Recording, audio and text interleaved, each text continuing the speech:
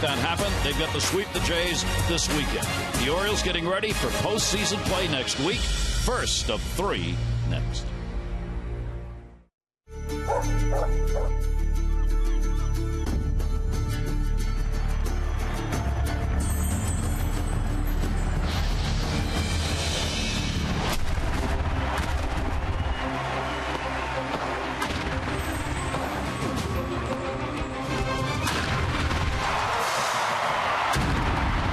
It's the Orioles on Massett, and then there were 3. And the Oriole fans on hand north of the border to see this final series of the regular season against the Toronto Blue Jays, opening up here tonight with an open roof on a beautiful day in Toronto.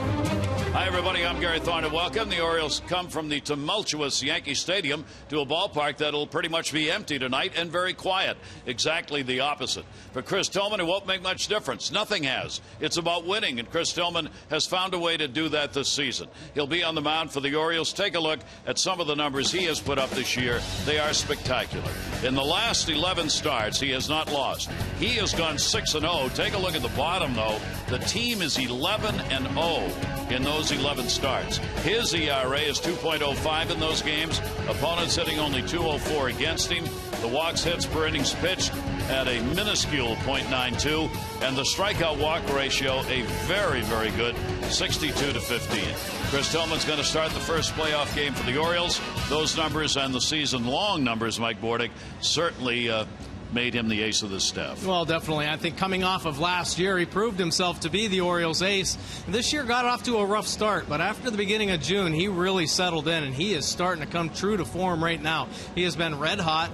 9 of those starts he's given up 2 runs or less, and he's on a streak right now of 20 starts in a row where he's given up 3 runs or less. His fastball command is on, and really a true key for Chris Tillman. When he can locate down in the zone, he's able to elevate that fastball when he wants to the top. Gets a lot of weak fly balls with that. A lot of extra life through the zone with Chris Tillman's fastball. Secondary pitches are on right now. Command of that big curveball, and the changeup is coming up big as well. So getting hot at just the right time. Well, there are a lot of things about the Orioles this season fans did not expect, including Oriole fans, certainly Chris Tillman among them. And the numbers on the road. I mean, winning on the road can be very tough in Major League Baseball. Chris Tillman, however, has been able to do that as well. His numbers have been outstanding. He has not lost a ball game on the road. You take a look at the Orioles' numbers since 1954, minimum 12 starts.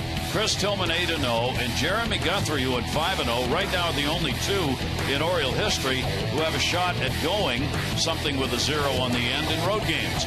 Scotty McGregor was 14-1, Eric Bedard 8-1, Jim Palmer 8-1 back in 1982. This, of course, will be the last start for Tillman during the regular season. I mean, winning on the road like that, part of it is the fact that he's had pretty good run support, but you still got to pitch. Well, you certainly do. And he had some setbacks early on where he was out of a ball game in the first inning. He'd given up too many runs, knocked him out, but he was able to really rebound from that. Unfortunately, the Orioles offense was able to put some runs on the board, so he was no decision a few times when he was trying to work himself through those mistakes. But you know what? It really kind of is a testament to his character. He is a great competitor. He knows what to do on the mound now. He's had experience at the major league level. Even when he doesn't have his best stuff, he finds a way to give his team a chance to win, and that's why he's had so much success on the road. And that, above all else, Mike, may be the most telling point. Even when he doesn't have his best stuff, he still is able to win ball games. Hey, a mix of O's and J's fans. They're about set to meet each other on the field. No, not down.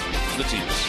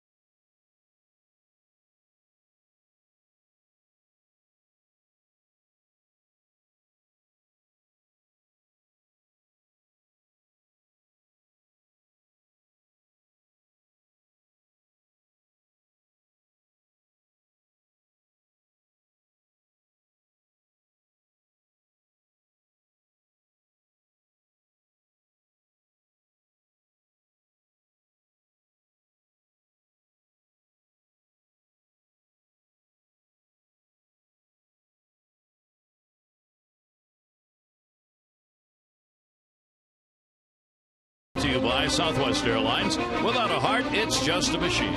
And by Accuvant, the trusted source for cyber security solutions. Could not have been a nicer weather day than what was here in Toronto today. Hope the same is true back home. So the roof's going to be open tonight. Our train game time temperature 68 degrees, humidity at 63.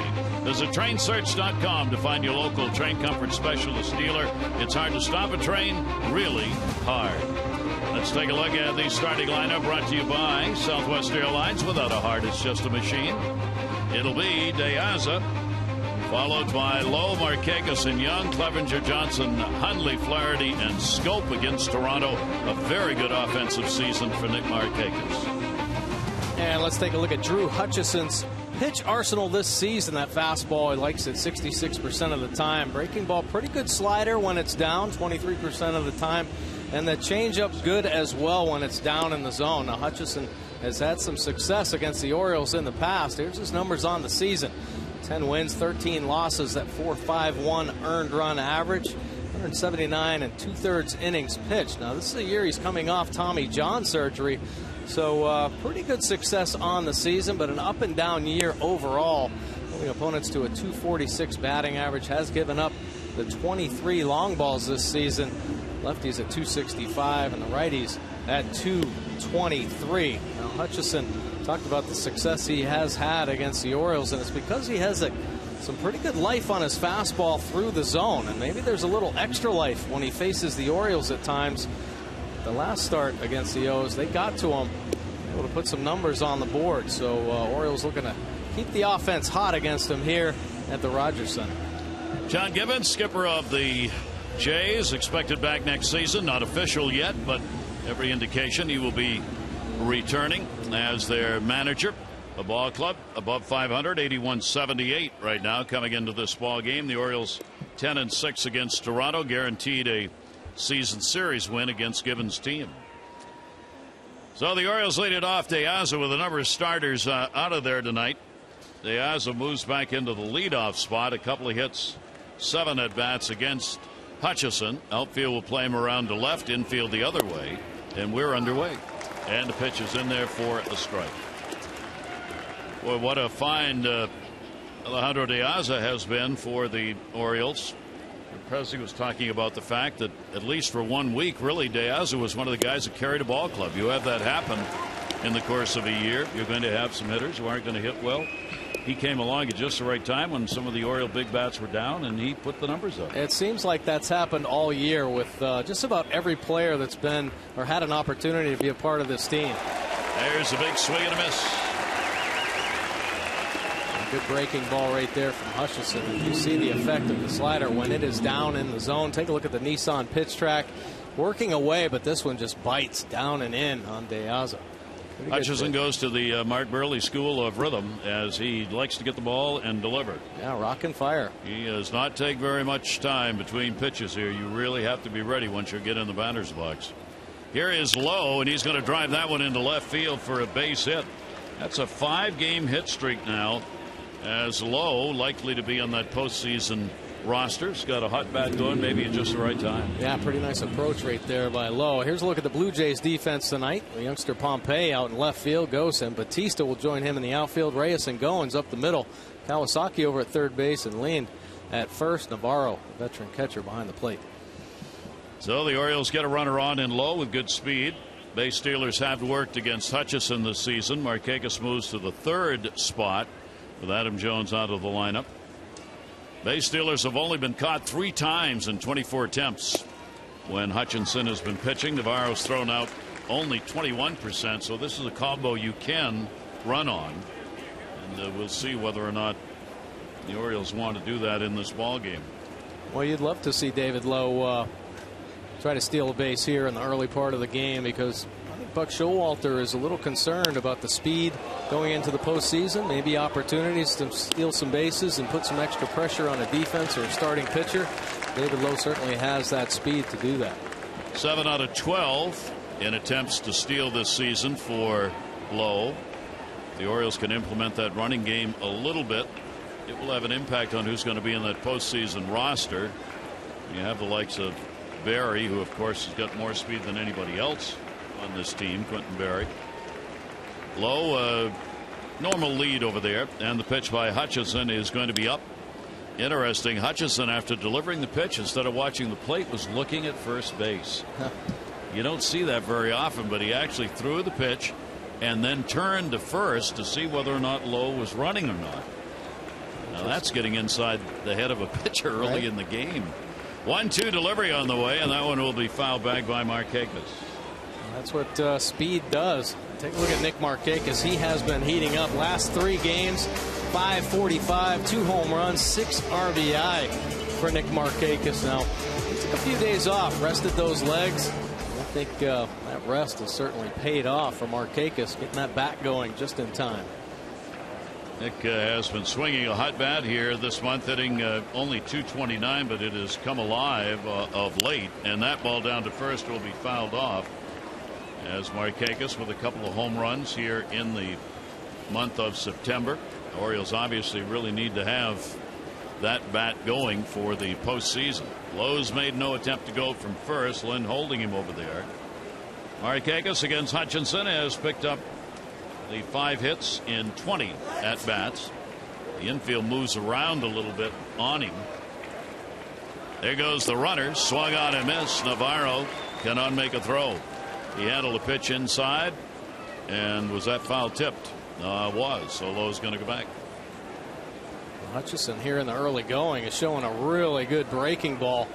When he gets out there, and look at how deep this ball breaks. Very rarely do you see Nick Markakis swing at a pitch that bounces in the dirt. That's just a tribute to that pitch there. The depth of the slider. He never touched that, did he? Yeah. It wasn't a foul ball. It did not look like he fouled it off. No argument anywhere, so Lowe goes back. And the throw over now by Hutcherson to hold him close. A 3-game hit streak for Nick, as you saw. Looking for the double play, the infield. Not many teams put any kind of a shift on against Nick. Lowe not running, and the pitch is going to be taken outside for a ball. Well, they try, but Nick is the wizard with the bat. Control, especially with 2 strikes. He's able to use the whole field. He can really keep the hands close and get an inside pitch out of the kitchen. And if he works the outside corner, he can slap it the other way as well as any left-handed hitter in the game. Hutcherson, 2 ball, 2 strike, runner going. There's the throw by Navarro. It will not be in time. And a stolen base. Good jump by Lowe, and he had plenty of time to read him over there, so he gets his 8th of the year. Yeah, nice job by David Lowe. Good timing, 8th stolen base, and it was actually a real good pitch for Navarro to handle. Up and out of the strike zone. He came out of the box, but David Lowe getting it going.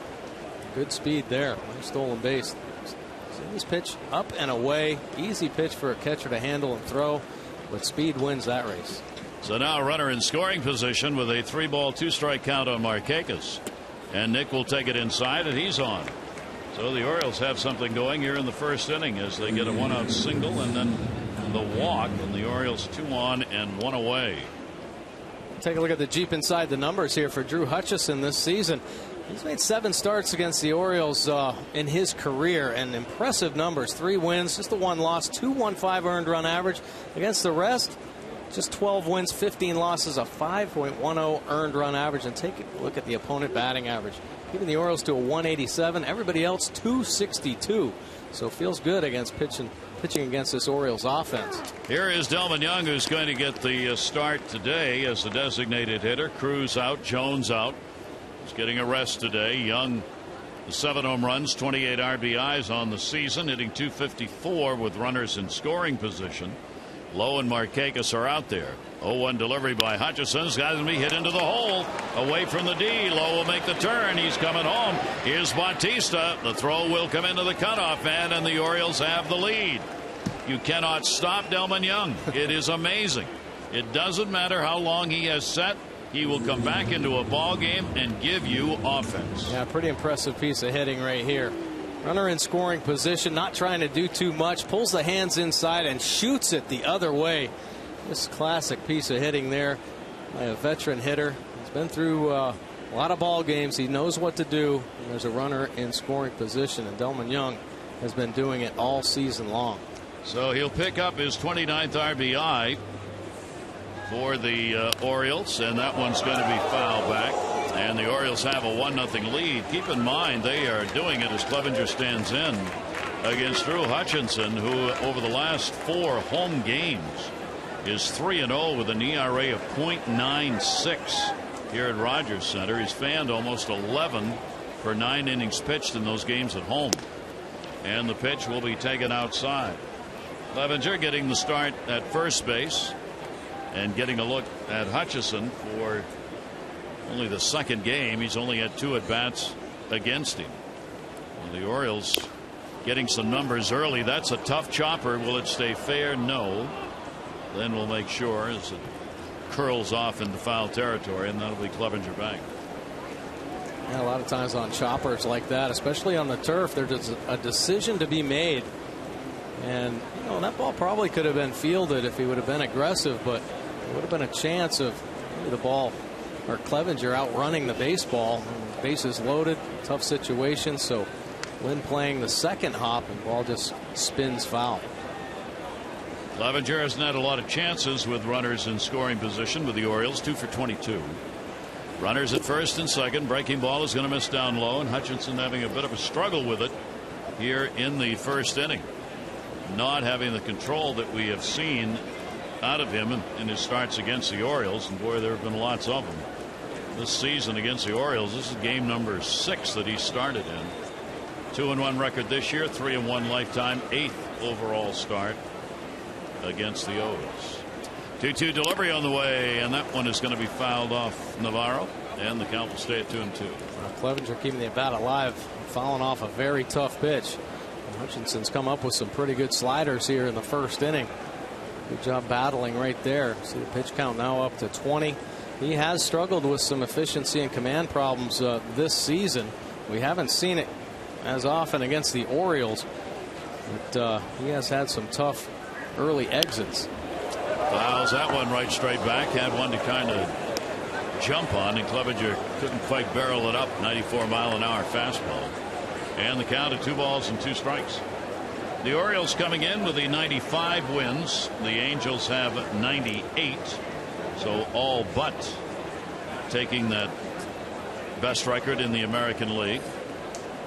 Here's the 2-2 delivery, and that's going to be up high. And the long inning continues for Hutcherson as he gets another 3-ball 2-strike count as he had against Markakis before he walked him. Yeah, well, deep counts have been a problem here recently. In his last start, he only gave up 2 runs against the Yankees, but he only lasted 4 innings and he threw 94 pitches. So, you know, just trying to find command of that zone. Swing and a miss, challenging with a fastball. Well, he has a very effective fastball. That cross-body delivery adds some of the deception. Gets on the side a little bit, so there's a natural cut. And you see the extra life, and Clevenger just swinging right through that one. So now with 2 on and 2 down, here is Kelly Johnson. He's getting the start at third base. 1 for 5 off the Blue Jays starter. He will take the pitch up high for a ball. Johnson, you see the 218 overall average, but with runners in scoring position, it jumps all the way up to 277. Substantial difference for him. Markakis and Young are the base runners. That is in there for a strike from Hutcherson. And the count goes to 1-1. Drew Hutcherson expected to be a part of this staff, which was they had big hopes for coming into the season, but has not worked out pitching wise the way they wanted it to be. And a swing and a miss. 1-2. The Blue Jays have done it offensively. They are 4th in average and 3rd in runs, 2nd in home runs to the Orioles. With pitching, who would have thought they'd be 11th in the league, and their starters would be 11th. And that breaking ball is going to miss, and a 2-ball 2-strike count. Yeah, they're still trying to recover from just a injury late in the season last year, and trying to get back on track. There were a lot of high hopes for the Blue Jays over the last 2 seasons, but injuries have knocked them out, and now just kind of coming back. They try to get the pitchers their innings. We talked about Hutcherson just last season, missed the whole year with Tommy John surgery, so typically takes a year to bounce back from that. So next year maybe be a little bit sharper Even some of their veterans. They were hoping Dickey. He ends up striking the side out, but the Orioles end up picking up a run. They do it on a couple of hits, will leave 2 on base. Tillman goes to the mound with a lead.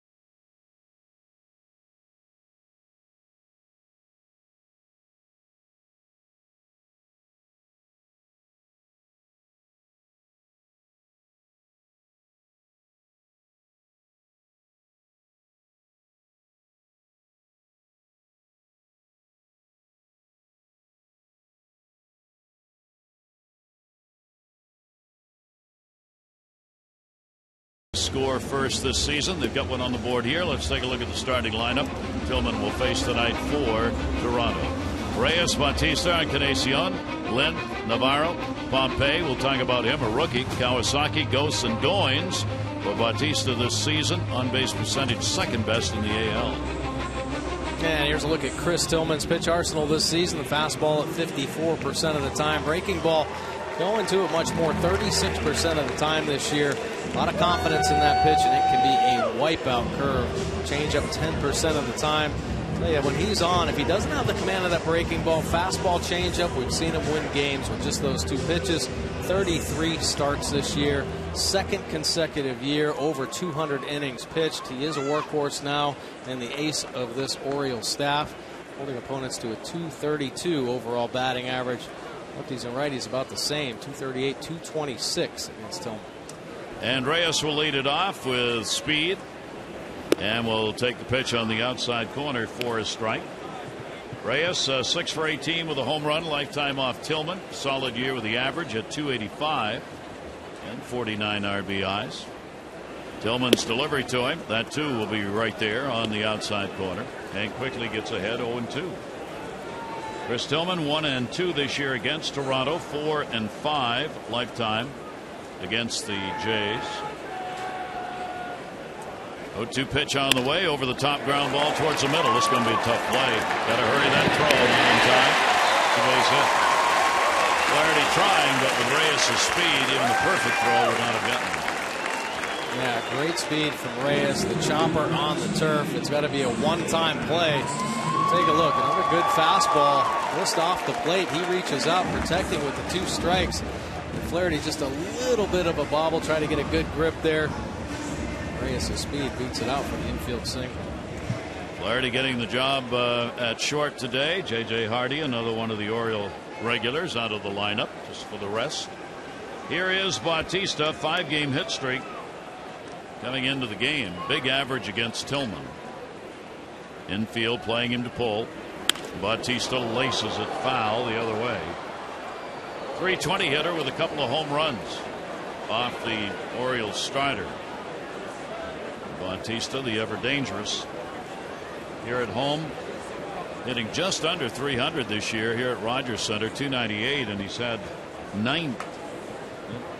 18 of his home runs on the year have been hit here. Tillman the look, the 0-1 delivery to him. He'll take it, and it's down low. Just missed right there. Good fastball. All fastballs here to this point, really trying to establish it early. Tillman trying to continue that great run we talked about. 3 earned runs or fewer, 20 consecutive starts. That goes back to June 10. Ties Steve Barber for the second longest such streak by an Orioles starter. Dave McNally holds the mark, 25 such starts. Reyes had a big lead. That one's up into the rafters here. Shortstop going back. Flaherty, and he's gone. Bautista out of there. Well, let's take a look at the Orioles defense tonight. Kind of a new look. Probably a lineup we haven't seen all year. Deaza in left field, David Lowe in center, Markakis over in right, Flaherty and Scope up the middle. Billy Johnson getting the start at third base, and Steve Clevenger over at first. Nick Hundley behind the plate. But Clevenger only his second start at first base. Lowe gets his 9th start in center field this year. Encarnacion, 34 home runs, 98 RBIs. Big production again. Designated hitter in the ball game. And will take the pitch away for a ball. Encarnacion, 315 against the Orioles this year. He's only had 1 home run against the O's in 16 games. That's kind of surprising, but he's got 9 RBIs against the Orioles. No, very dangerous lineup. Of course, Bautista and Encarnacion hunkered down in the middle of it. Very dangerous combination. 1-0 delivery, and there's another one way up into the rafters.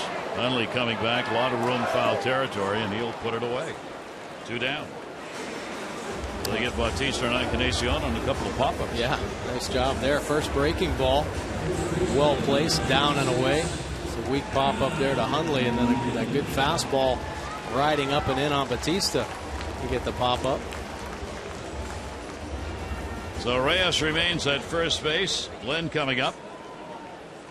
Solid year with the .320 average, 40 RBIs, 6 home runs for Adam Lynn, getting the first base start in this ball game. He is 8 for 30 off Chris Tillman. Reyes 1 foot on the carpet with his lead, not going, and the pitch there for a strike. Well, this season, take a look at Adam Lynn's power zone. He likes that ball in the inner third, middle of the plate, but it's a big red circle, so you make mistakes in the middle or in on Adam Lynn, and he is going to make you pay. And he's been swinging a good bat all season long. He's had some setbacks with some time on the disabled list, like a lot of this Blue Jays team. And I think they missed the heart of the lineup. Lynn went down, Encarnacion, Brett Lowry, all about the same time through July and August. And that's when they got taken over by the Orioles, and the Orioles never looked back. Yes, and just how much they missed Lynn, it shows up in what he's done since he's come back. After coming off the DL, he's hitting .316 with a .561 slugging percentage. 10 RBIs, 16 games. Reyes back to the bag. With only 3 games left to go, even though you've got speedsters like Reyes, whether they'll run or not remains an issue here. It's not that they don't want to win, but players are not going to contest in situations where there might be an injury if they don't have to. That's just a fact of life. 1 ball, 1 strike count with 2 down. And Tillman, of course, almost impossible to run on anyway. Only been 4 attempts. There's only been 1 who's stolen a base, 1 out of 4 against him all year, which still is one of the unbelievable numbers to me. It is amazing. I mean, when you've made 33 starts, you're over 200 innings pitched, and you've only had 4 base stealing attempts against you. That's just phenomenal. Behind the plate, Hundley at 19% throwing him out. And there you see the good quick move. The respect shown by Reyes on the pitch before that. Reyes was leaning back to the bag rather than towards second base. Well, he was getting out there really trying to extend his lead. More of a one-way type of lead. See if he could get in the head of Tillman a little bit. 1 ball, 2 strike count. Up the middle, that hits Tillman. And no play. Where did it hit him, and is he all right? Base hit for Lynn. Looks like he may have gotten that with leather.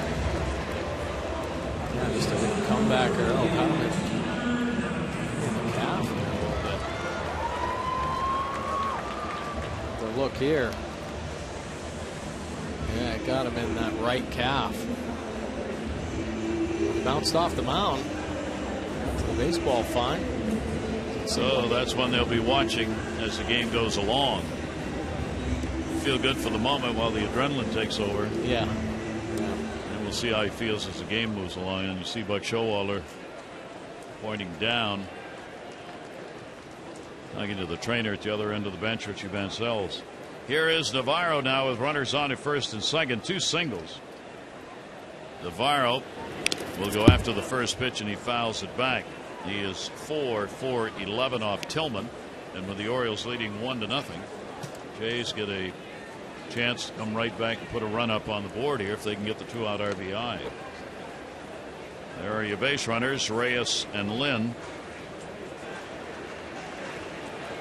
Well, these are the situations where Chris Tillman has really had incredible success since that date you mentioned, June 10th. And prior to that, he was having some trouble, had some big innings, getting hit around a little bit.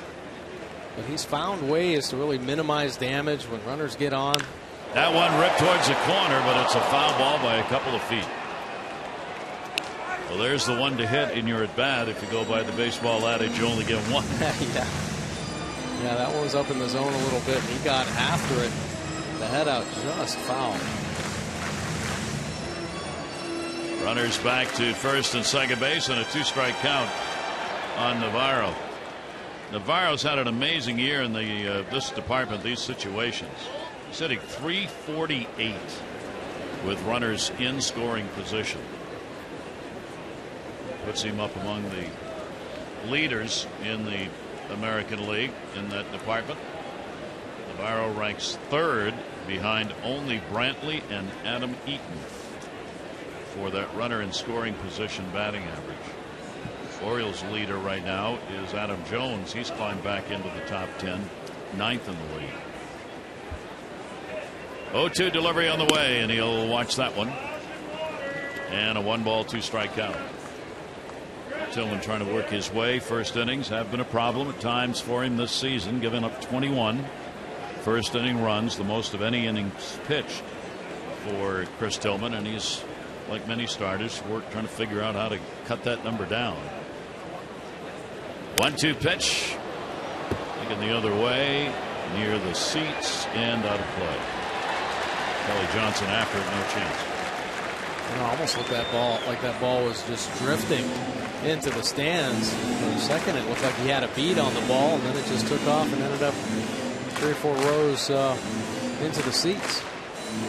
During the ball game tonight, I'm going to use some of the great works that Bob Elliott recognized at the Hall of Fame in the writers section, as he had a great article in the Toronto Sun today about the Toronto Blue Jays and their future, and he was talking about Navarro has started more games this year than any since 2009. Swing and a miss, and he got him. And Tillman comes away with a strikeout. No runs on 2 hits, no errors, and 2 are left on base. Orioles have the lead.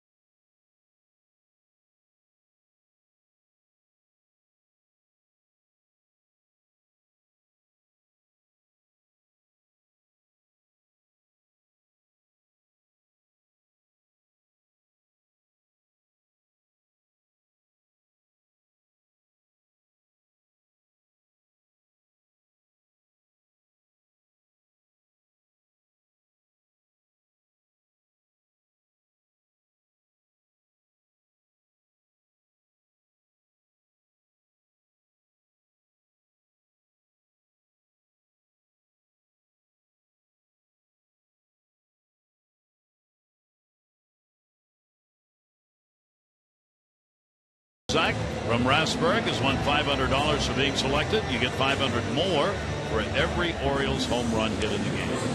All these home runs the Orioles have put up, the lottery's awarded over $150,000 to all its contestants. Play the Orioles scratch off today for a chance to win up to $60,000. Find out more at mdlottery.com/Orioles. Oriole fans on hand. Come on, turn around. Look this way. Turn around. For the love of heaven. There you go. Thank you so much. They do face painting here. That is. That's great. That's great. That looks great. And the pitch will be fouled back by Nick Hundley. Hundley at 0 for 5 off Hutcherson. The Orioles with the 1-0 lead as we go to the second inning. Flaherty and then Jonathan Scope will be due up. Hutcherson's delivery and another one. It'll be fouled back. Fastball, 93 miles an hour. Every game Hutcherson has pitched against the Orioles has had something interesting going on in it. The first start he had was his third start of the season. It was the third time in 6 starts going back to last year he hadn't given up a run. That'll go to left. It'll stay up. Pompey puts it away. 1 down. We're going to take a look at our deep inside the numbers. Most home runs at an opponent's ballpark since 2012. Well, the Nationals just tearing it up at Citi Field with 53. Blue Jays, they like hitting at Fenway Park, but the Orioles 42 home runs here at Rogers Center. Guys have been doing some damage since 2012. Chris Davis, Adam Jones, Nelson Cruz putting up the big numbers here. 1 down, nobody on. Here is Ryan Flaherty. Flaherty will foul it away. In the second start Hutchinson had against the Orioles, he had a career high 9 strikeouts. In his third start against the Orioles, it was his 5th start without allowing an earned run. In his next start against the Orioles, he retired 26 out of 28 batters, including 22 in a row. And in his last start against the Orioles, he had a career high 11 strikeouts, 21 strikeouts over the 2 starts. Consecutive starts, even though he took the loss, gave up 6 runs, 5 hits, and 6 1/3 in that last outing. So he's had numbers to talk about in every start against the Orioles. That one will come inside to Flaherty, and the count will go to 2-1. Flaherty's got an 0 for 9 off Hutcherson. Certainly finishing up the month of September the way he and the Orioles want to see it go for Ryan Flaherty, hitting .300 this month.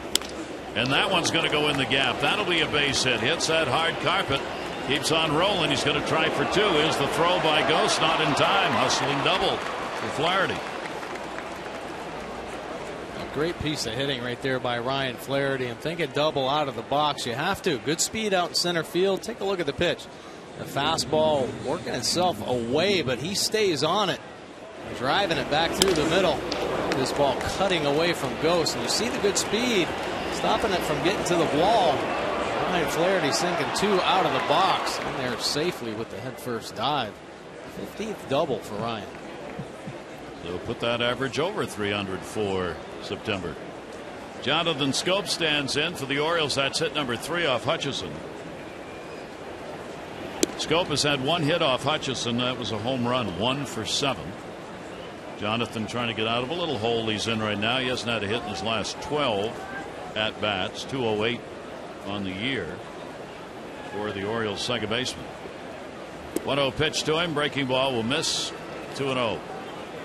Orioles 1 for 3 in the first inning with runners in scoring position against Hutcherson. Here's another opportunity in the second.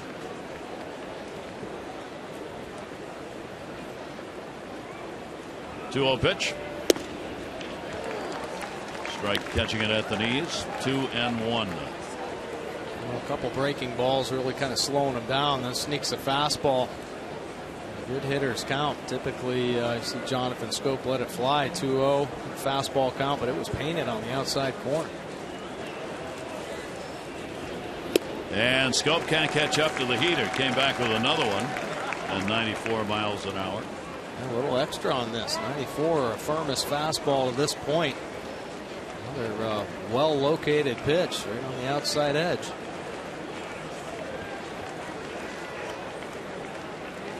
Flaherty, good lead at second. And the pitch will be taken down and away. So a full count. Third full count already in the ball game for Hutcherson.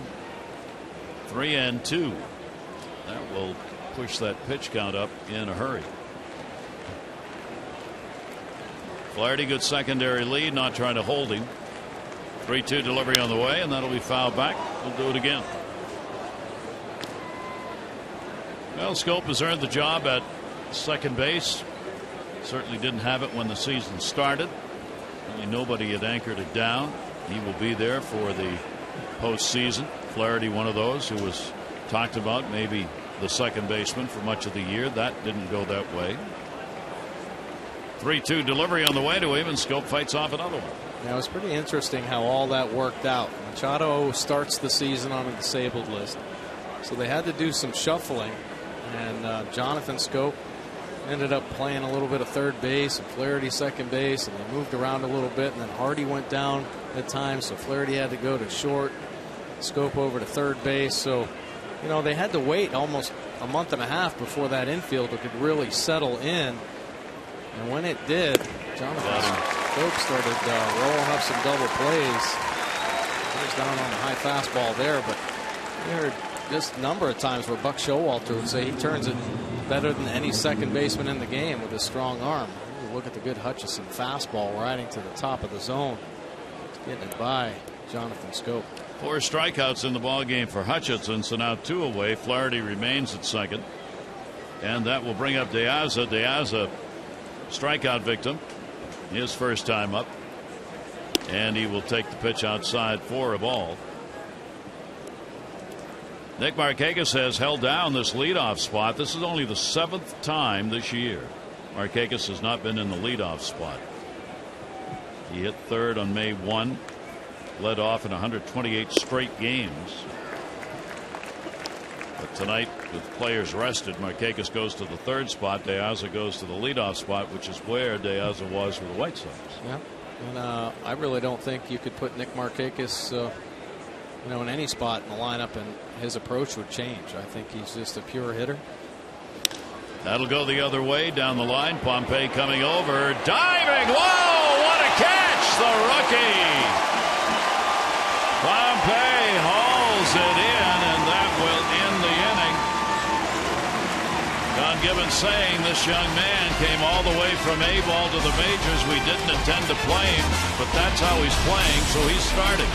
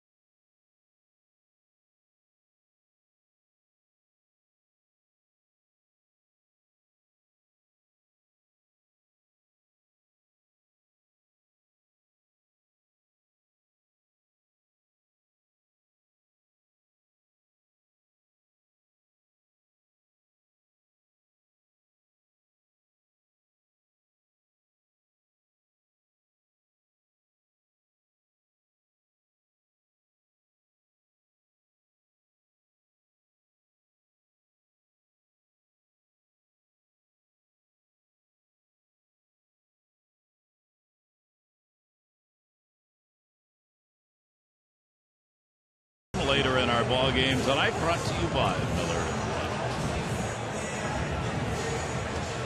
Orioles with a 1-0 lead, bottom half of the second inning. And as Mike Bordick pointed out, and you only can do this if you have played Major League Baseball. That man who makes a great defensive play. Will he lead off the next inning? always happens. Mike knows those things from playing. Yeah. Here's Dalton Pompey. What a great name. Yeah, it is. Top prospect, too. You mentioned really like him. Obviously a great defensive player. Still young, just 21 years old. Senior center fielder, rather, by trade. Ghost is out there. They like to have him in center. Oh, and delivery on the way, and that one is tagged. Well, mercy. It'll take a hop off the top of the wall. He's thinking about 3, not thinking about it anymore. Triple. How about that for back-to-back plays? Ends an inning with a great catch. Looks at a pitch and drives it some 400 feet away for a triple. Pretty impressive. I mean, we saw the great speed on the diving play, but here off the bat, nice swing. Jumps on the Tillman fastball. He sees it's not out of the park. He just puts his head down. See him glancing out there, and right there, he made his decision. I'm going to 3, and he did not look back. He's cruising on into third base. What makes it even better for the Jays, he is Canadian. He is the 19th to play for Toronto. The infield now at third base. Johnson is in. There's the bunt. It is a safety squeeze. This could be a base hit. Flip, not in time, gets away. Base hit, Kawasaki. Pompey scores. Ball game tied at 1. Safety squeeze by Kawasaki. Oh, very well placed. And the Orioles played it about as well as they could. Chris Tillman taking that deep angle. Go back and get it. And you see him just taking his time.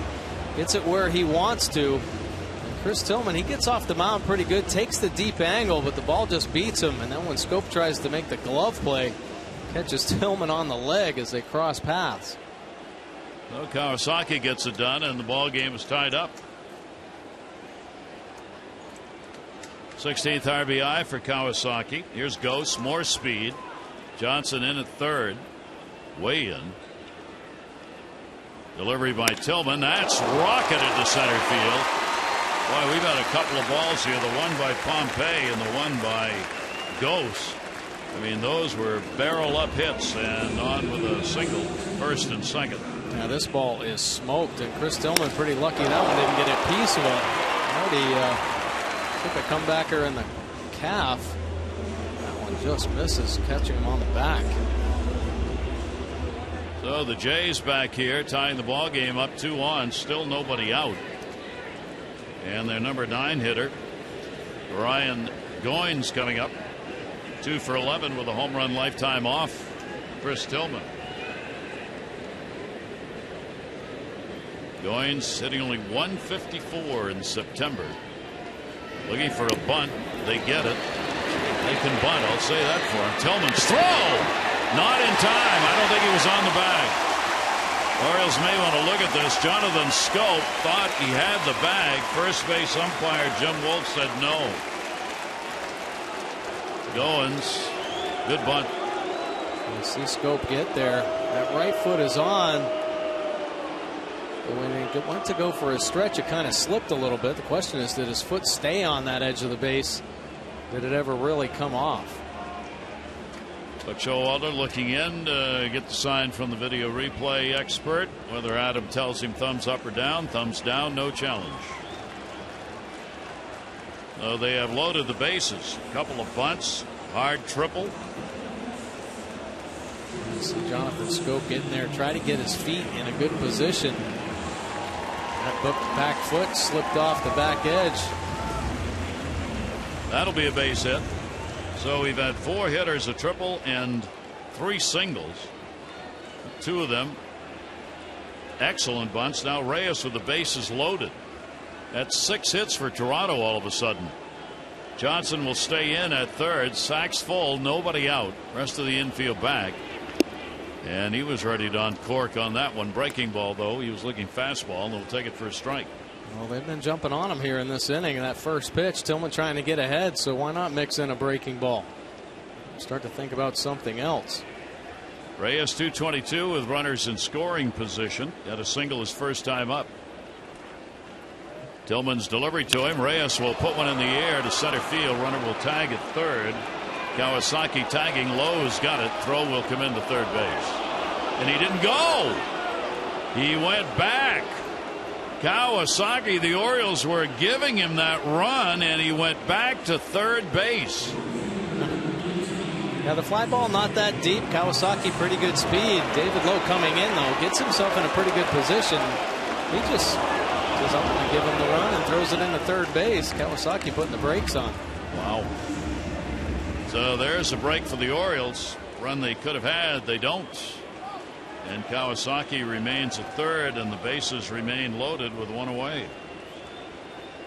And here's Bautista with the sacks full. Here's a dangerous section of the ball game early. Tillman's delivery to him. Bautista will foul that one back. Pretty good changeup right there from Chris Tillman. Started Reyes off with the breaking ball. Bautista, good change down and away. They start mixing them up. I mean, it's one thing to really establish your fastball, but they were getting on him. I mean, 4 consecutive hits early in the count. Bautista's tied for third in the league in home runs. That's going to get down the line. There's one and there's two. How about that?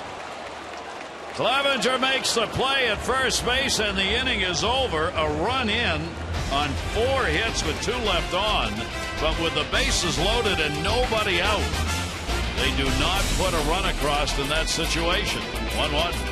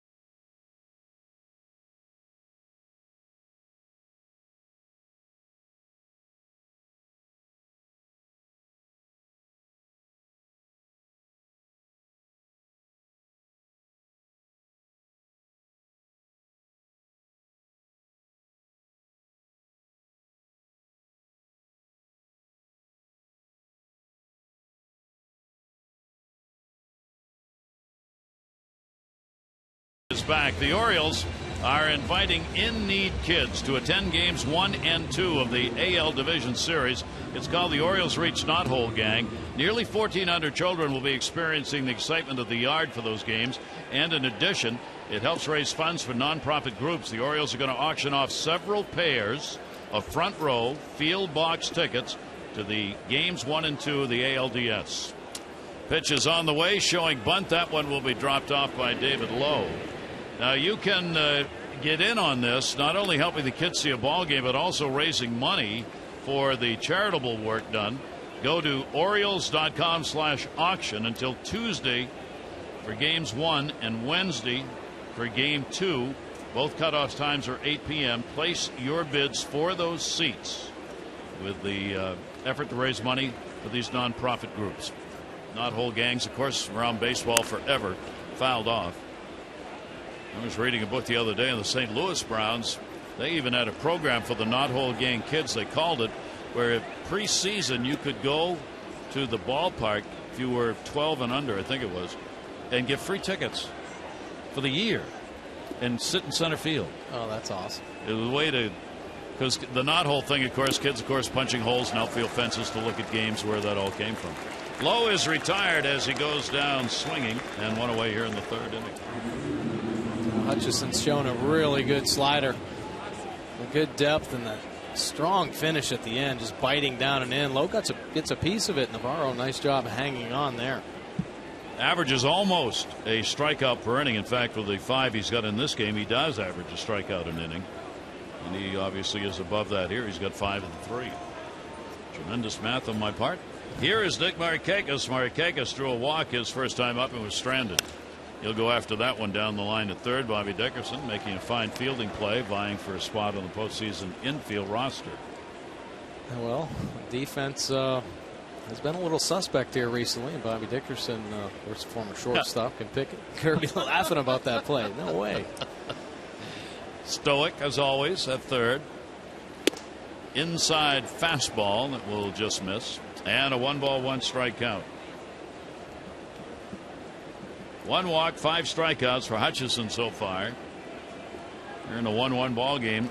Tillman getting out of what could have been a really tough second inning. Markakis will swing through it. And the count goes to 1-2.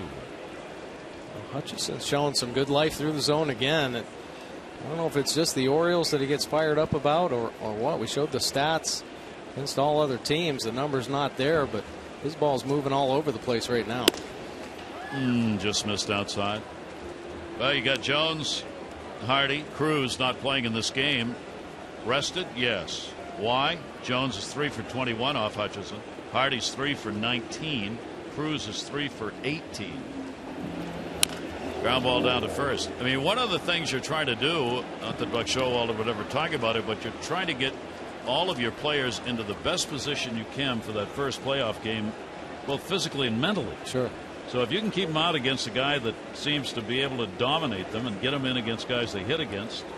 Oh, yeah. Build your confidence up. And, yeah, I think Buck's going to probably do some more things like that here in this series. Keep guys off the turf. Navarro will tag him out. Strikeout number 6. Another good breaking ball there. Really pitched Nick Markakis tough in this at bat. So he can get on the side and pull down. There it is, just biting down into the dirt. Nick Markakis out in front. A good finish gets him again. And here is Delman Young hitting 4th in the lineup. RBI base hit. His first time up, designated hitter in this ball game. Delman on the road this year has hit .284, 3 home runs in road games for the Orioles, the hit machine. And right off the bench in this ball game and delivering. That one breaks down and an 0-2 count. Well, Young against Toronto this year, .294. I was going to say, even when Hutchinson's had his real good games against the Orioles, I don't think I've seen his slider this sharp. I mean, he is really burying it. Another one that's going to miss outside this time. Hutcherson will be part of the rotation in all likelihood for next season. Dickey, Burley, probably Strowman. Swing and miss. Mercy. 95-mile-an-hour fastball. He strikes the side out. He did that in the first inning. He does it again in the third. And he's got 7 Ks.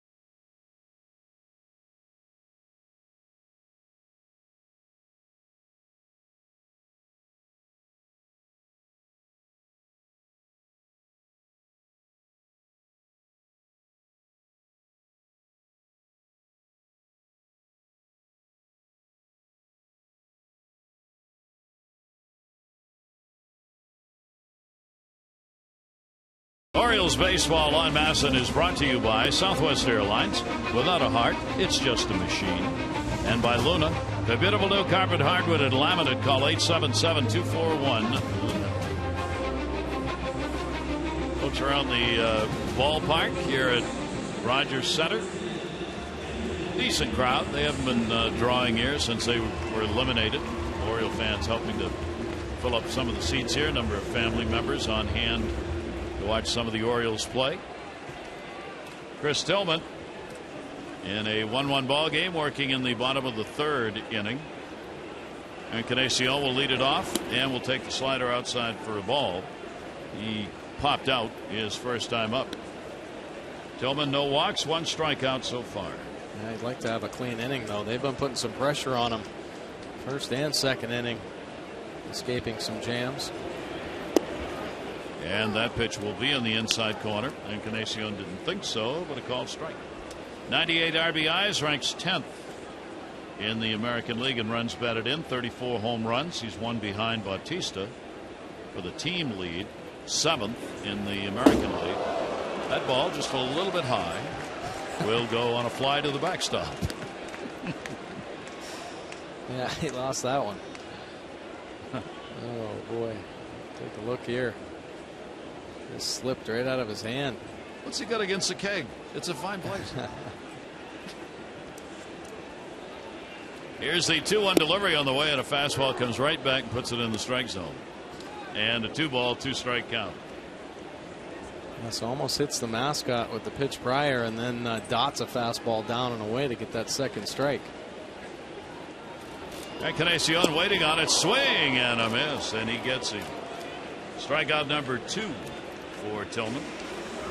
A couple good fastballs right there from Chris Tillman. One away and that one down and in. You see that overhand release point. That is that downhill angle you're talking about. He just drives it to Hundley's glove. Big strikeout there. That'll bring Lynn to the plate. Power bat. Tillman's pitch to him will be outside for a ball. Against Tillman now, 9 hits and 31 at bats for Adam Lynn. Lynn just under 300 against the Orioles this season. That fastball is going to catch it, and the count goes to 1-1. Good one there. I was talking to pitching coach Dave Wallace earlier today about Chris Tillman, and first thing he said is his makeup is just off the charts. You just don't find guys that have this type of mental strength every time they take the hill. You know, he doesn't get flustered. Even when in these jams we've seen early on and throughout the course of the season, he trusts what he has and he attacks. Just a great year for the Orioles after his 14th win inside in the dirt. The Orioles have gone 24-9 in his starts this season, and as we talked about at the beginning of the broadcast, the Orioles have won the last 11 starts that Tillman's had. 2-ball, 2-strike count on Lynn. Foul back. Chris is now tied for first in starts. This is his 34th start of the year. Opponent batting average against him only .232. That is the 5th best number in the American League. And he's gained the confidence of his manager, Buck Showalter.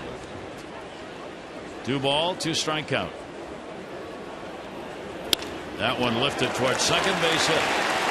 Low over to get it. And Linda's on. That's 2 for 2. This one with 1 down. Orioles headed to the postseason, and if you want to be part of it, place a non-refundable deposit of $250 per seat on 2015 13-game plans, and the American League Championship Series pre-sale opportunity is yours. Step up to a 29-game or full season plus deposit. Get access to an earlier pre-sale and guaranteed tickets to at least one ALCS game. Go to Orioles.com/postseason. Place your deposit today for the games coming up at Camden Yards. 1 down. Here's Deanna Navarro. Navarro A strikeout his first time up. Tillman's delivery to him, and another one of those towering pop-ups. Flaherty's been the one to see them, and he's got it. 2 down. Well, so hard for hitters to get on top of that fastball that rides up in the top of the zone. Chris Tillman, see so many of those weak pop-ups. The pitch looks so good, but there's extra finish there. The good rotation on the four-seam fastball. There's a lot of weak pop-ups to the infield, shallow outfield. And here is Dalton Pompey. The rookie came all the way through A-ball, A, AA, AAA, and now the majors. From Mississauga, Ontario, up by the airport here by Toronto. 2 down, runner on at first base. What a season.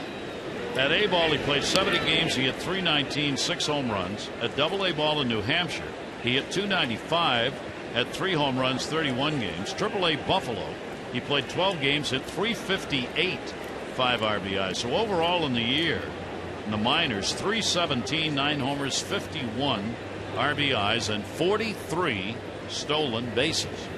That one's hit down the line, and he's got another one. Lind is not fast. Chased into the corner. Marquez Rivera's going to wave him home. Here comes a throw to the plate, and way off the mark. It'll be backed up by Tillman. Lind scores from first. Pompey's got a double and an RBI.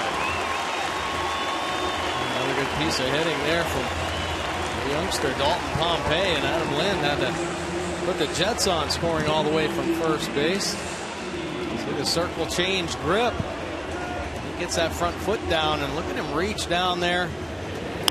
Gets that ball on the sweet part of the bat, hooking it down the right field line. There is a lot of room. Nick Markakis playing over in that gap, but he gets the ball in nicely to Scope. Scope lets it go, but it rides high over the head of Nick Hundley. See Markakis closing the distance down. See Adam Lind. He's chugging around there. He knows he's got to turn on the Jets, and a good throw. It would have been close at the plate. Pompey's got 3 RBIs. That could be a problem. Scope's got to hurry. That's off the mark. Run coming home. Throw to the plate. Not in time, and gets away. Runner's going to go to second with nobody there to back it up. So Pompey scores when he saw the throw. Pull Clevenger off the bag. He just kept on going. 2 runs in the inning. Kawasaki credited with a single and an RBI, an error on Clevenger to allow the runner to go to second base. Well, tough chance here. A little chopper up the middle. Jonathan Scope showing the good range, and it's a tough off-balance throw. Just that hesitation gives Pompey the opportunity to score from second base. He does not let up. Pretty good job of base running here. The third base coach sending him all the way there once he touches third. That's an aggressive baseball right there. Wow. And a 3-1 lead, 2 runs in the inning, and the Orioles another error. The defense, of course, such a part of the Orioles over the last 3 years. This does not include the error just committed, 18 in September. Yeah, it has been a tough month. Now, certainly missing Manny Machado and obviously spelling some players. Steve Clevenger, rare start at first base. Just a little bit of court awareness, understanding the speed that's on the bases. We'll see what speed does. Puts a lot of pressure on an offense. Jonathan Scope had to rush that throw. Then Clevenger, just that little bit of hesitation. He ends up rushing the throw. Kawasaki finds himself in scoring position. So, yeah, it's been a little sloppy. I think Buck Showalter and everybody in this Orioles infield hopes they can tighten it up a little bit as we go into the postseason. The Jays just running all over the place here. What a game by Pompey already. He's been on twice with a triple, a double, an RBI, 2 runs scored. Kawasaki's got 2 hits with 2 RBIs and a 3-1 lead for Toronto. Here is Ghost, and he'll foul that one away. Ghost had a single his first time up. Toronto 3 runs on 9 hits. The Orioles a run on 3 hits in the game. Forcing the play on Clevenger that time was Kawasaki and Pompey, as Pompey turned in to the plate. He never really stopped at third. Here's the 0-2 delivery by Tillman, and the pitch will be up high for a ball. It was actually a pretty nice play by Clevenger to catch the ball from Jonathan Scope, but then it's just the awareness to understand about the speed on third base. Just get that head back up, pick up the runners. Goes with a 1-ball, 2-strike count. There are 2 down. Kawasaki off second, and he swings through it for the strikeout. So Tillman has his third K, but a couple of runs in on 3 hits and an error with 1 left, and it is a 3-1 Toronto lead.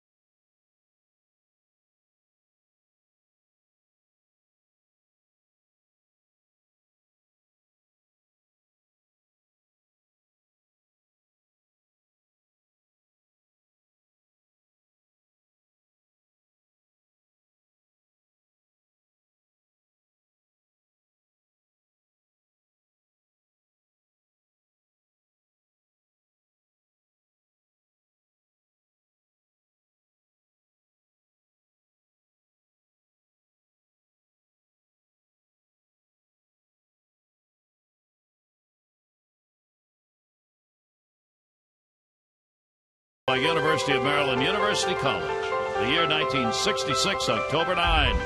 Paul Blair, he would get the final out of the World Series, the Orioles' first championship in franchise history. The Orioles swept the favored Dodgers 4 games, did so without allowing a run for 33 consecutive innings. Frank Robinson, who you saw put the blast on there, was named the World Series MVP. 286, 2 homers, and triple, 3 RBI. Celebrate. They do it again this season. We are going to find out. So a 3-1 ball game as we go to the top of the 4th inning. Orioles, Clevenger, strikeout victim, Johnson, and then Hundley coming up. Clevenger threw the fastball at 93, which is where Hutcherson has been for the ball game with the heater. Yeah, he's been riding that fastball up at the top of the zone, and you see the late life. There's a little bit of movement. He has a 2-seam fastball and that 4-seam fastball, but a good finish on all of them. Clevenger 2 for 9 against Toronto in the limited games he has played against them. He will be one of the players in all likelihood who will be on the those who wait also serve list, traveling with the ball club as a third catcher, but not on the postseason roster. You've got to have a third catcher available. 1-2 delivery on the way. That hit home plate. Chopper goes on this hard carpet to third. And not handled cleanly by Land, and on is Clevenger. And it'll be an error charged on Kawasaki on the throw to first base. Some sloppy baseball here from both teams. Kawasaki getting up there. The low throw, but an easy play for Adam Lind, but he just catches it on the end of the glove, kind of bends it back. Doesn't stick in there. See it bend the web back and just bounce out. So the Orioles get the leadoff man on via the error. Hutcherson gets 70% of leadoff batters. This is the first leadoff batter the Orioles have had on. Kelly Johnson, a strikeout victim, his first time up, takes the pitch away for a ball. Kelly, of course, has played for everybody in the East, including Toronto. Kelly Johnson now with a chance to get the Orioles back into this thing. And that ball put in the air to left center field. It is in the gap and racing, and a catch goes. And back goes Clevenger. That's why Gose is in center, even though Pompey is a center fielder and playing left. Gose can chase him down. Boy, can he. That ball was all in the gap, filling it right up. Take a look at this closing speed. He's running it down. Good concentration, top speed right there as he reaches out, makes that play, gets it back into the infield. So Kelly Johnson denied an extra base hit and probably an RBI in that play. Here is Nick Hundley. Hundley flied out to left field, first time up. Clevenger back at first, and the pitch will be there for a strike. For Hundley, looking for his first hit against Toronto this year. He has an 0 for 12 this season against them. Hutcherson with the pitch, fastball in the air to right field near the line. Bautista coming over, runner back to first. 2 down. Orioles fans can earn rewards for sharing and posting Orioles content at owsbirdsnest.com.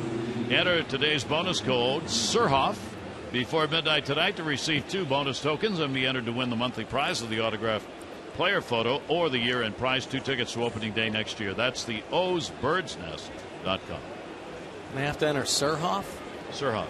Really? Remember him? Oh, yes. Oh, yes. He just went down to instructional league. Yes. Pitch is swung on, foul tipped. He's one of the many Orioles doing special things this time of year.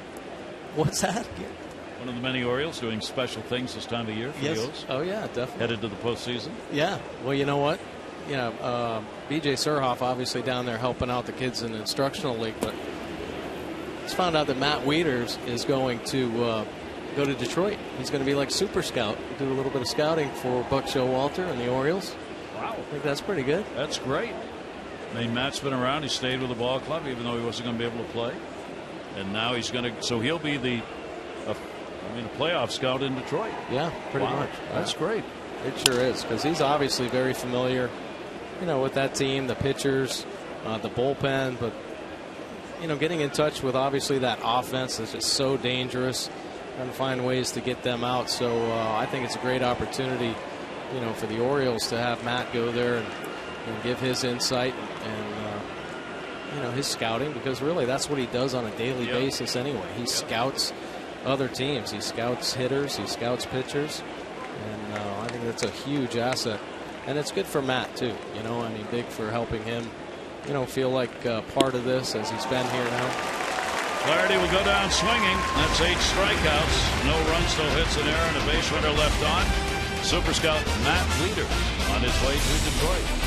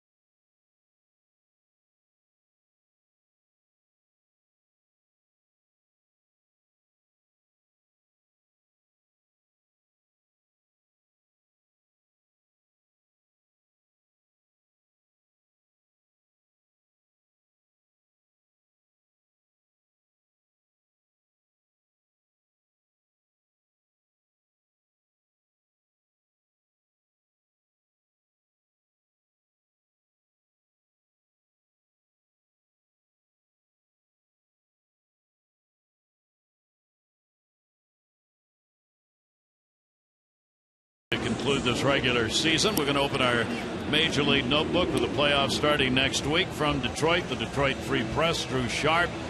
Anything short of a World Series title for the Tigers is a failure. After 4 straight cracks at the crown, only the Tigers and Cardinals have currently advanced to 4 straight postseasons. And the likely opponent in the division series for the Orioles, probably the Tigers. The American League Central right now, the Tigers' magic number is 2 with the Royals. Any combination. Tiger wins, Royals losses equals 2. Tigers take the Central. The wild card, the Royals, now their magic number for the first wild card spot is 2 over the A's. And for the A's, their magic number is 2 over Seattle. Final weekend. Goings up, and he will take the pitch for a strike. National League, things have really settled down. Nationals have clinched. Dodgers have clinched the division. Cardinals now, their magic number 3 over the Pirates. So right down to the final weekend for those teams. That ball down the line at third took a hop. Johnson's got it. Play made. Goins is retired. Also in our Major League notebook regarding teams headed to the postseason, the Royals are going to go. Kansas City star Andy McCullough as the club prepares for the playoffs, lining up for a likely wild card game against the A's. Eric Hosmer has caught fire. Last 6 games, he's gone 13 for 29, 6 doubles, and a home run. Their offense has come alive. It really has. And they have been looking for that offense for a couple years now. Eric Hosmer really swinging it well. Tonight, KC leads the White Sox by a score of 2-0. Kansas City, pretty good shape. Take that first wild card spot. And the pitch is going to be inside. Pirates, Giants battle there. Wild card, the Pirates, their magic number for the first wild card spot is 2 over the Giants. Giants are going to be in it. They've clinched. All the National League teams are there. It's just what order they're going to be in. Reyes leadoff spot is singled and flied out. 3-1, Toronto on top. 3-9-1, Toronto 1-3-1 for the Orioles. Showed bunt, comes back, takes the pitch. It is a ball. A lot of base runners have been on here, with Toronto having left 5 already. The Orioles have left 4. Both teams have had some chances. I like the fact that Orioles are being tested here defensively. They've been on the bottom of the lineup. Everybody can lay down a bunt. Good speed there. Of course, Reyes at the top.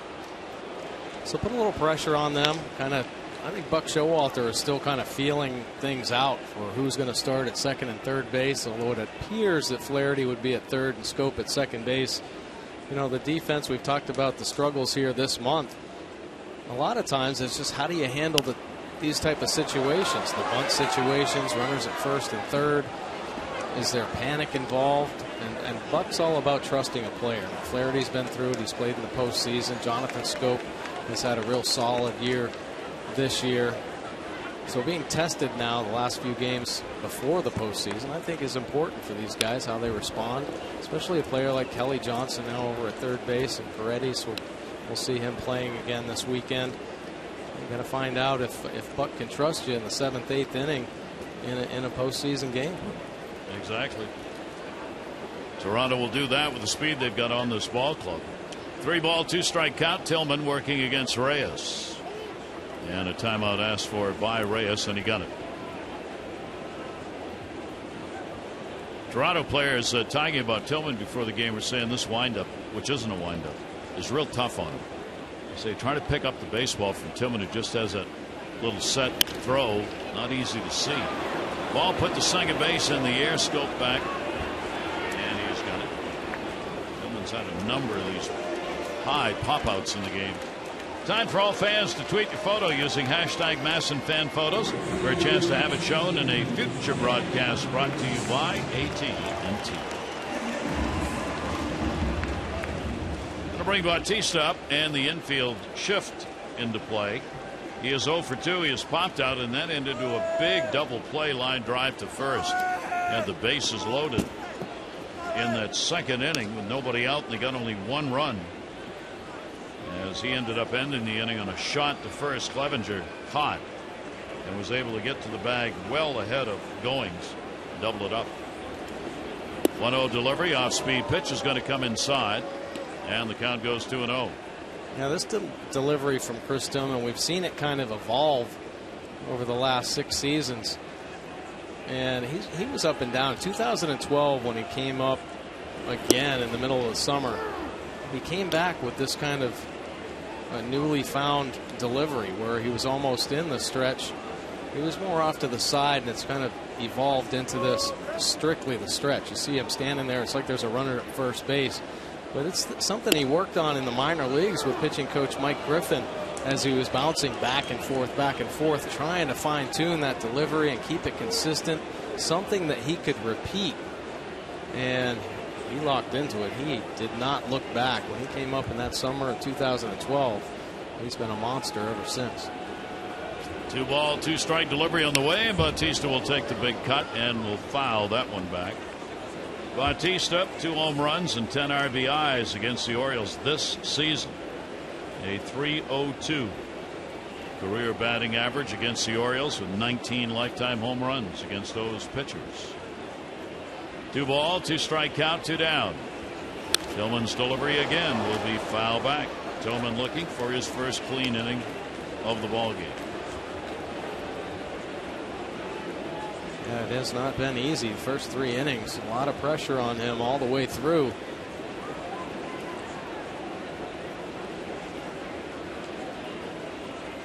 Here's the 2-2 delivery on the way again. Boy, Bautista fighting off some pitches. Trying to line one up to drive. Tillman's best fastball right there, 94 miles an hour, outside corner.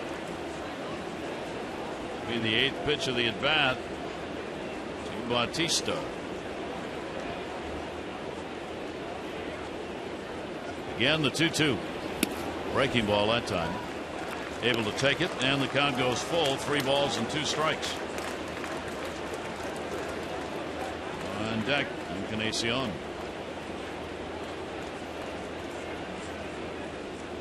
Mano a mano, 3-2 delivery. Bautista, an off-speed pitch.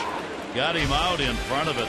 4 strikeouts for Tillman. He retires the side in order. Toronto has a 3-1 lead. Oh, baby.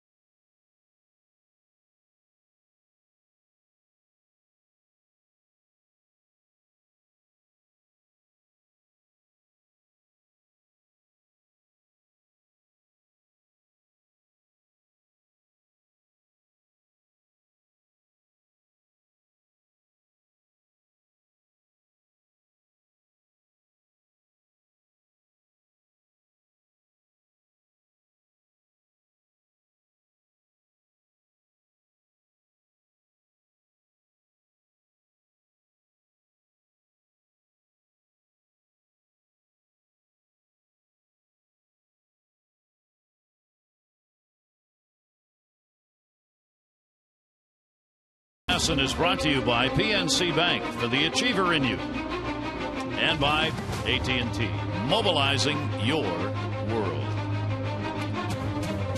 City lights here in Toronto, this great metropolitan city where the building never stops. People keep moving downtown. Take a look at the highest run differential. This series has got a chance to have some runs cross the plate. This month, the Pirates have the best differential coming into today's play. But the Orioles and Jays are 2 and 3, followed by the Rockies and the Dodgers. Biggest run differentials in September. How about that for the Pirates? Oh, number 1. And a breaking ball is in there for a strike. Jonathan Scope leading it off. Hutcherson has walked 1, struck out 8. Scope, one of the strikeout victims. Only batter for the Orioles who has not struck out is Nick Hundley. He's really spread them out. Well, he's got some good stuff working tonight. Live fastball, sharp slider. 1 ball, 1 strike count. And how often, I'm just looking at the scoreboard, how often do you see that? He's got 8 strikeouts, 8 different players going into the 5th inning of the game. Sharing the wealth, right? Yeah.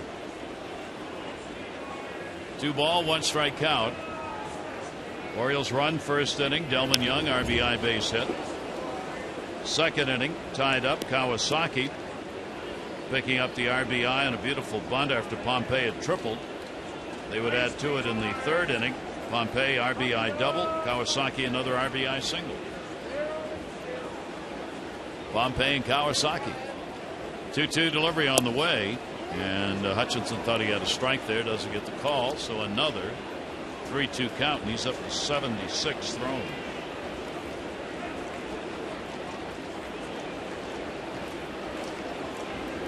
Full count delivery. And that'll be a base hit into left field. Pompey will play it back in. And Scope is on with a base hit. He gets out of an 0 for 13. Well, the Orioles headed to October. Be there for 1-hour postseason editions of O's Extra both before and after every game. Follow the Birds on Twitter at Masson Orioles for news, game updates, and chances to win prizes. Masson, your maximum Orioles postseason network. O's waiting to see who it will be. It certainly looks like it'll be the Tigers. Here's De Aza in at 3rd. Kawasaki. Pitch will be taken down low for a ball. De Aza with a runner on and nobody out. Orioles with 4 hits in the game. De Aza's hitting .333 this year in all of the at bats he's had against Toronto. 4 RBIs. 1-0 delivery to him. That one's put up deep to right field. Bautista going back. Can't get it.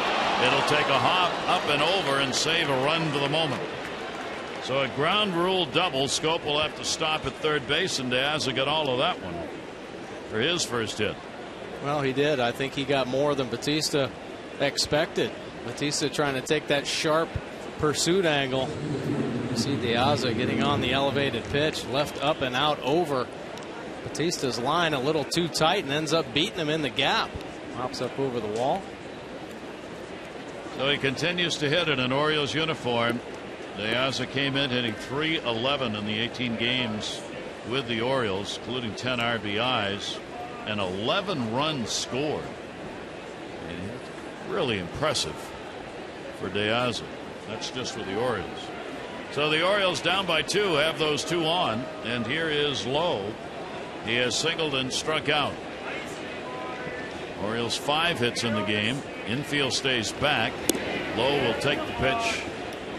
He'll be down low for a ball. Only Kawasaki, the 3rd baseman, will be in with a left-hander up.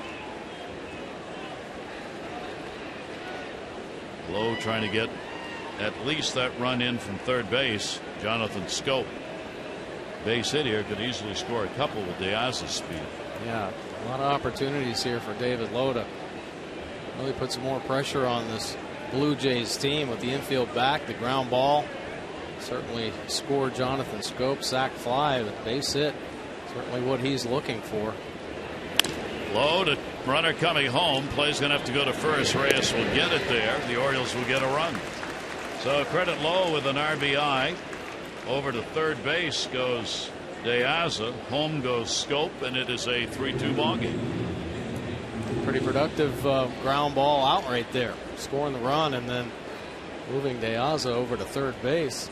Another opportunity there. Now the infield's going to move in with 1 out. Nick Markakis has walked and struck out.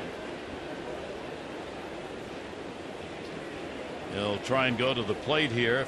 De Aza takes off on contact on a ground ball. Pitch will be inside. Hutcherson has 4 wild pitches, 7 hit batters. There is Marcus Strowman coming off the suspension today. The incident in Baltimore. Here's the 1-0 delivery, and that pitch is going to be inside. And the count goes 2-0 on Markakis. Hutcherson trying to be real careful to Nick Markakis and Finds himself in trouble.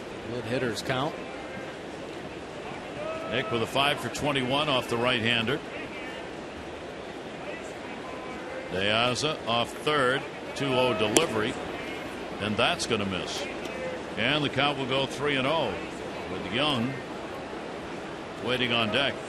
Hutcherson has walked one. That was back in the first inning, and it was Markakis. De Aza making sure he's on the rubber before he moves off. Here's the 3-0. And he will get a strike on the outside corner at the knees. A 3-0 changeup. Markakis just kind of rolling his eyes there.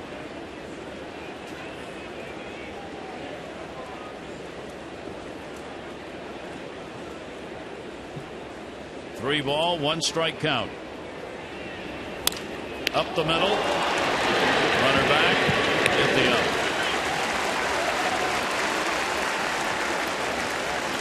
Field your position, help your cause. He did. What better way to commemorate an historic season for the Birds than by ordering the official Orioles Maryland license plate featuring the popular cartoon bird. The plate is great to turn every day into a game day and help support Orioles Reach, the community, with the proceeds benefiting a number of great programs in the Orioles Charitable Foundation. Go to Orioles.com/plates today. Reserve your plate. Show off your pride in Birdland. Third base, 2 down. Delman Young. Orioles down a run. Young will take the breaking ball outside. Delman a base hit, an RBI, and a strikeout victim. Young is the DH in the ball game. Played in left, played in right. Pitch to him. Young goes to third base. Kawasaki's got it. And the out. So the Orioles will pick up a run on a couple of hits, no errors, 1 left on. They go to the bottom of the 5th inning, 3-2 Toronto.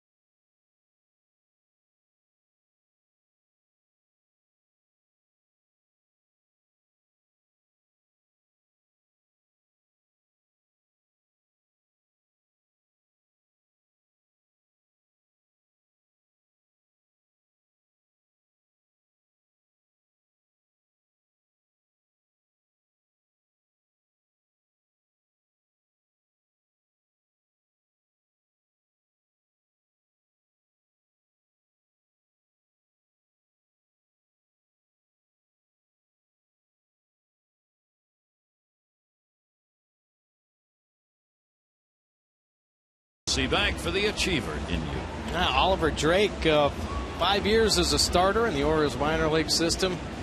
2 years ago, they converted him to the bullpen, or sent him to the bullpen as a closer. 31 saves this season in Double-A Bowie, 3.08 earned run average, 71 strikeouts, just 17 walks for Oliver Drake. 6'4", 215, 220. Trying to make it back up to the big leagues in that closer role. Drew Hutcherson, he's completed his work for the year. That will be it. Coming out of the ball game, having worked the 5 innings, chance to be the winning pitcher in the game. And John Gibbons go to the bullpen. Tillman still on for the Orioles. No walks and 4 strikeouts.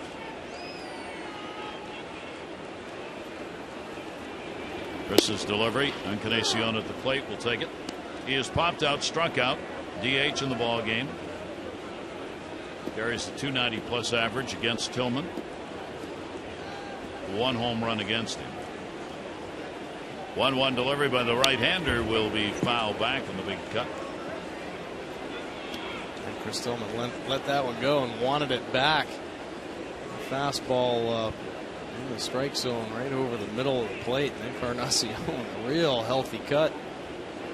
He's trying to get to 100 RBIs.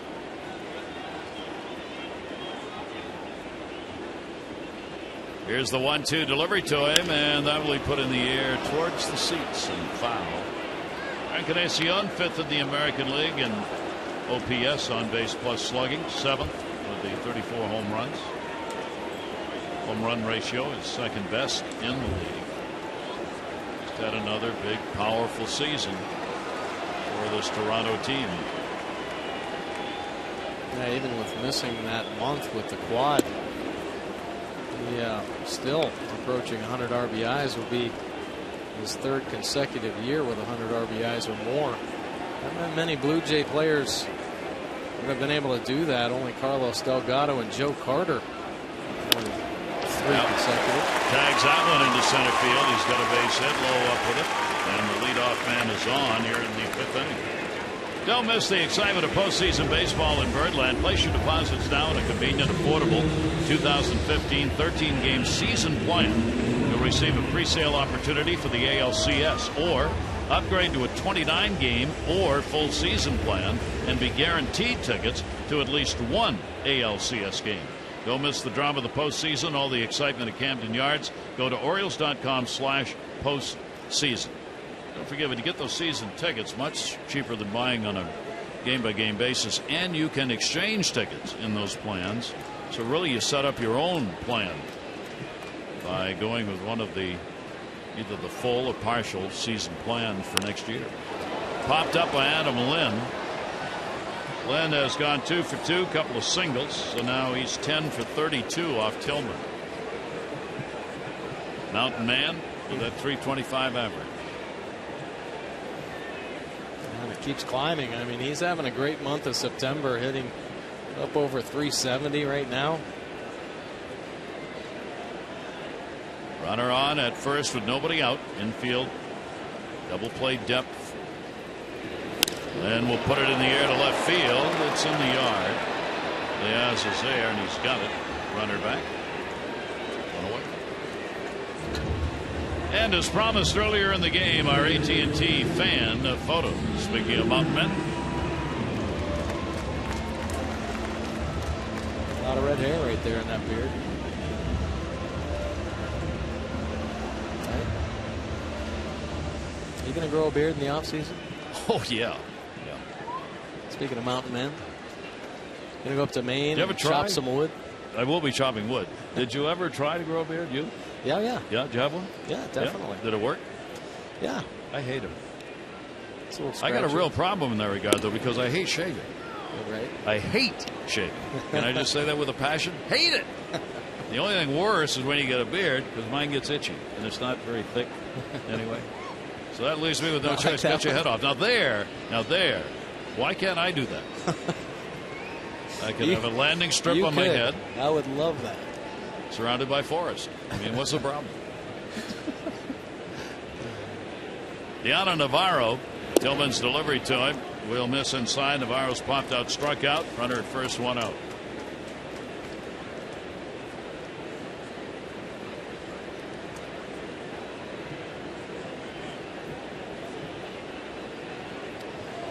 One ball, 1 strike. 1-run ball game. The Orioles had a 1-0 lead. Toronto tied it 1-1. Took the lead 3-1. Orioles back. Towering fly ball to Markakis in right. 2 down.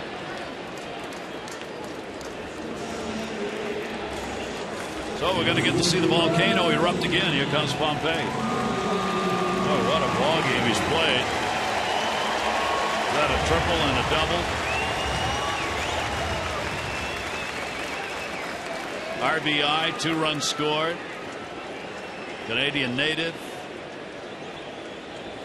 Mississauga out by the airport here in Toronto. Got a lot of things going right.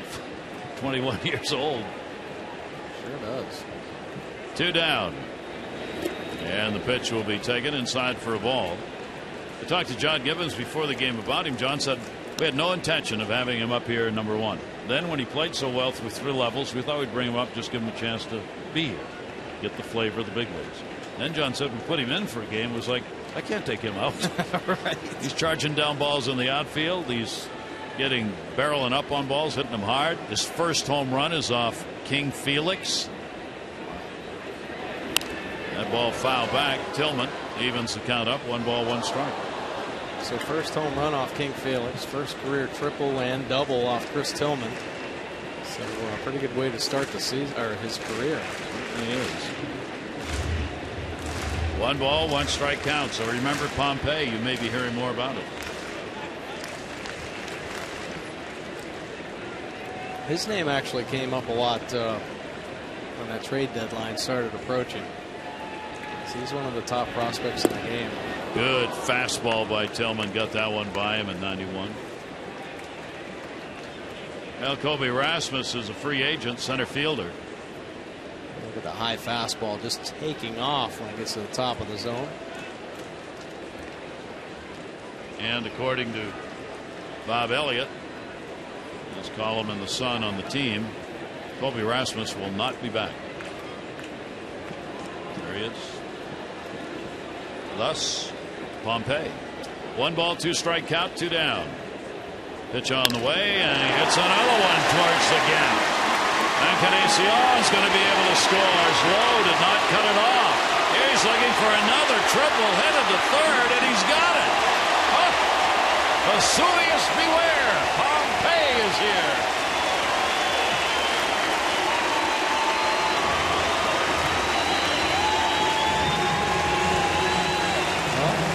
Already becoming a hometown hero.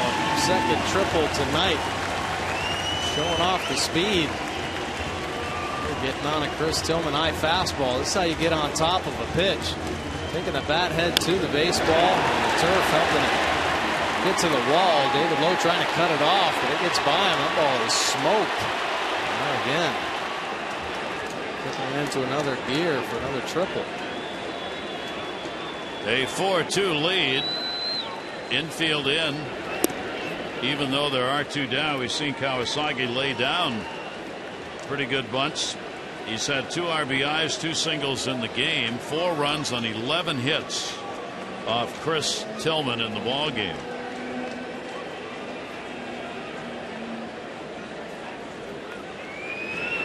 And that pitch will be on the inside corner for a strike. So that is going to end Tillman's streak of allowing 3 earned runs or fewer, 20 consecutive starts. Toronto gets 4 on 11 hits here in 5 innings. 1-1 delivery on the way. That'll be taken up high. Well, that was a great run by Chris Tillman. I mean, pretty impressive stuff to be that consistent for that long, and he showed his numbers at the beginning of the game. And he has just been dominant. He's had some problems up here in Toronto and pitching in the Rogers Center, and tonight this Blue Jays offense just not letting up against him. Big hop to short. Flaherty's got it, and that will retire the side. With Kawasaki out of there, 1 run on 2 hits with 1 left on base, and a 4-2 Jays lead.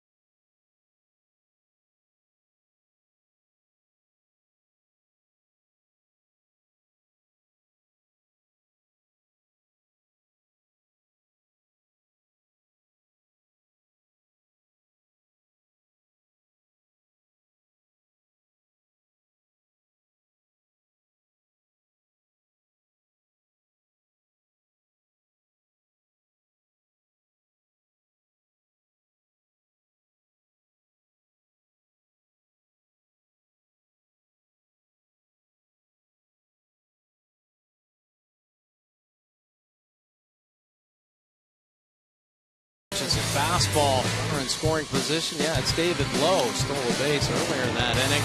Then it's a Pompey show, double down the right field line. Duncan Scope overthrowing. Adam Lynn scoring. Kawasaki, the ground ball up the middle, pulls Clevenger off the bag. And then the play at the plate. High throw. Pompey able to score again. Been an offensive machine in this ball game. Here's a look at the pitchers tonight. Chris Tillman, the 5 innings pitched. He's given up 11 hits, 4 earned runs. First time he's given up 4 earned runs in 20 starts. Drew Hutcherson, 5 innings pitched, 5 hits, a couple earned runs.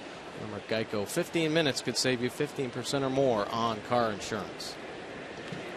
They've given up 9 runs against Toronto for a high this season, now 11 for new high. And Marcus Strowman, coming off the suspension, comes out of the bullpen.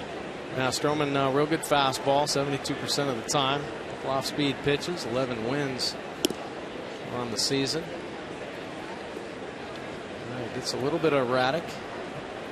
The opponent's hitting 254, lefty's 236, righty's up 272 off him though. Little chopper that's going to be fair. He'll make the flip to first base, and Steve Clevenger is retired. Well, Strowman, of course, got suspended for the incident involving the Orioles that looked like this.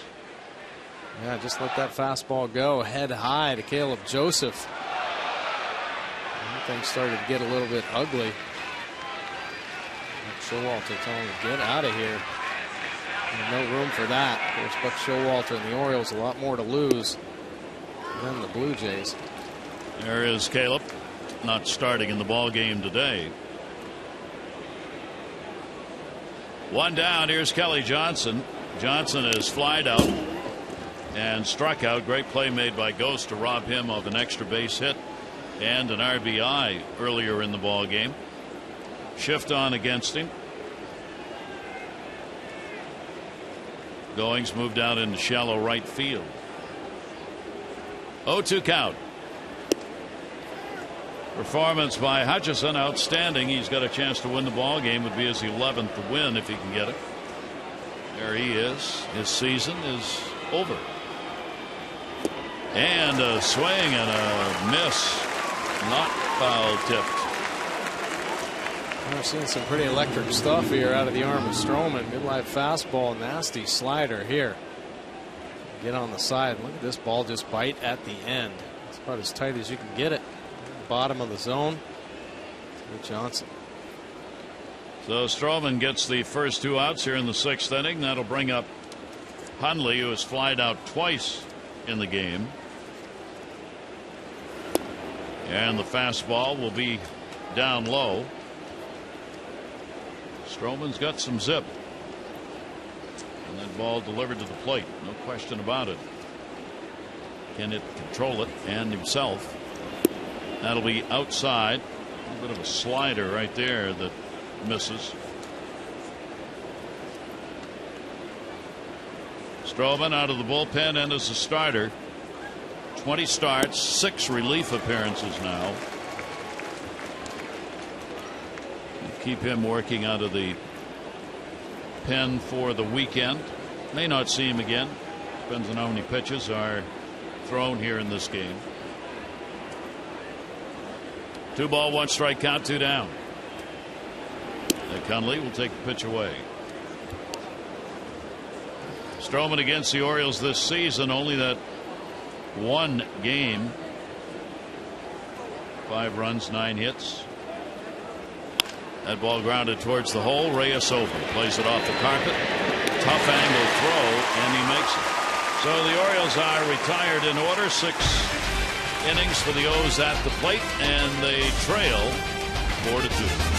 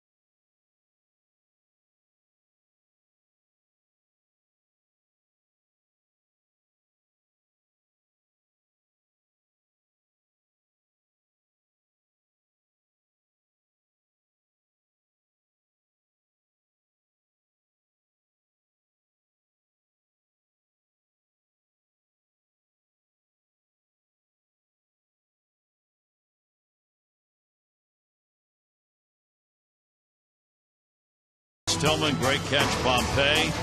And then we have Pompey all over the place.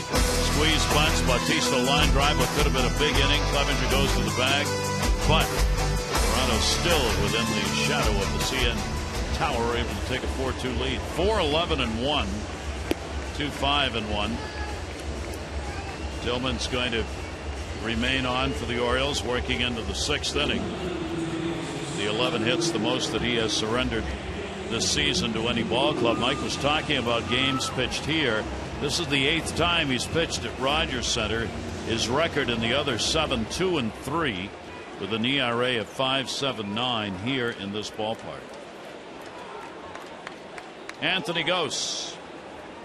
He has singled and struck out. Gose, Goings, and Reyes. He'll be coming to the plate against Tillman again. Johnson in at third base, recognizing the speed of the center fielder. Hitting .263 off the Orioles this year. He'll take the off-speed pitch. It is in there for a strike. Brian Webb in the bullpen. With Rasmus gone, the center fielder, Gose, could well be their starter there next year. Anthony Pillar is another one that maybe have a platoon system, and if Pompey is for real, does he fit into the mix? 1 ball, 1 strike delivery, and a heater upstairs that he went after. Gose couldn't catch it, and a 1 ball, 2 strike count. Well, the Blue Jays might end up kind of changing the philosophy of the American League East if they keep all the speed around. Typically, you see the bopper lineups, a lot of sluggers, 1 through 9. Fooled him on that one. No need to tag as he walks far enough away to be called out by Tony Randazzo, the home plate umpire. Tillman gets his 5th strikeout. A couple real good breaking balls thrown right there to Gose. Finishing curve down low.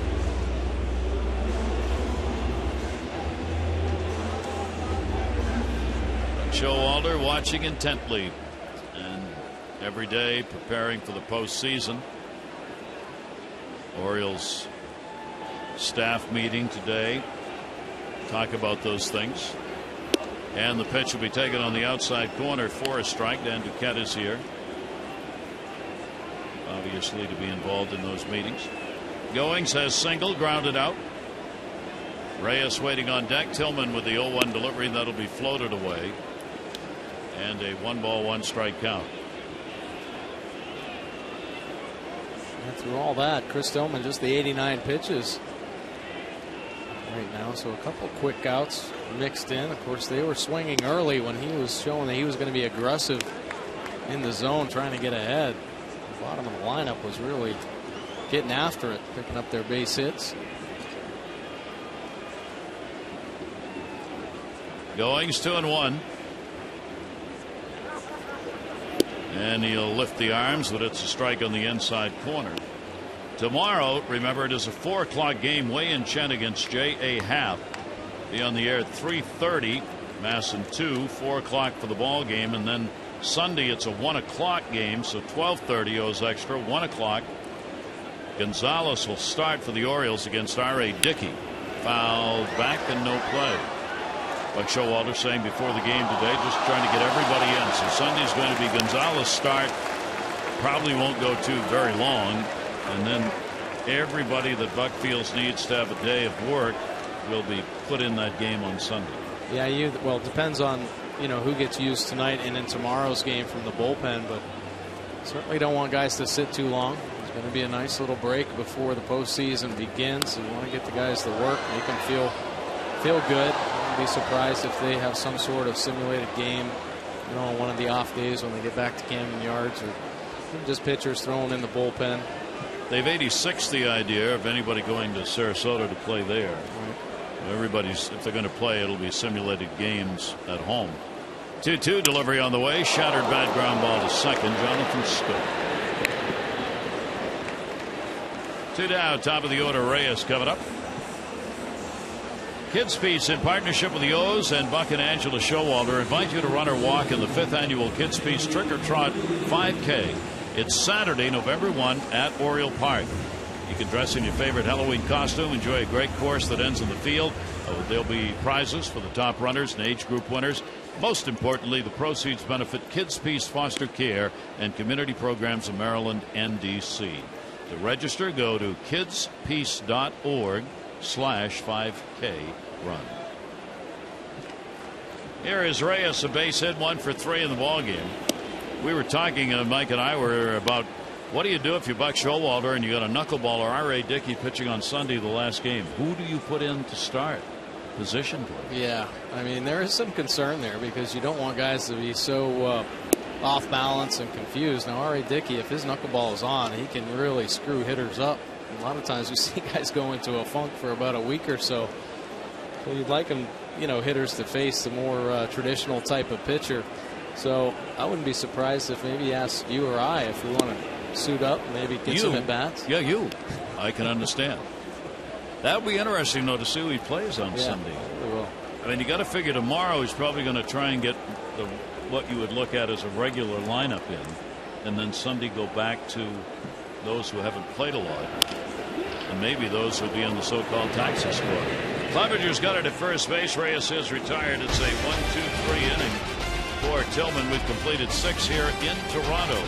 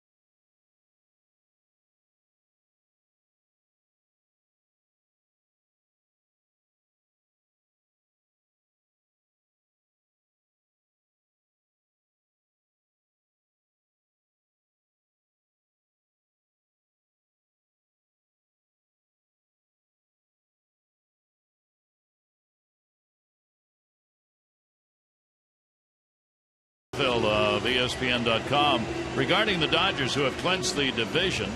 There are concerns on the rotation once you get by Kershaw and Greinke. The middle relief is a concern. The defense isn't great, and Mattingly's postseason tactics last year were questionable. But this looks like a lineup that will score some runs. They have taken that #1 spot in the division, and the Dodgers will get another shot at it in the World Series run. Is the rotation really that questionable after you get through? Well, if you're Yeah. comparing it to those two, probably it is, but Yeah. who wouldn't be? Right, exactly.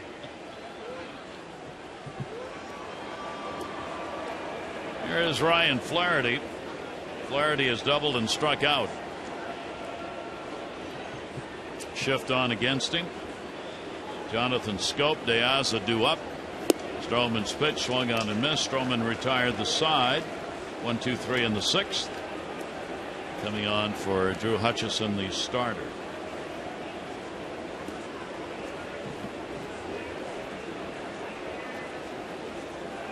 Oh, 1 delivery. Something off that pitch. Had pretty good action on it. 0-2. Yeah, well, you got to gear up for that fastball, and he just drops a really good changeup on Ryan Flaherty with some good movement. 86 miles an hour, just working down and away.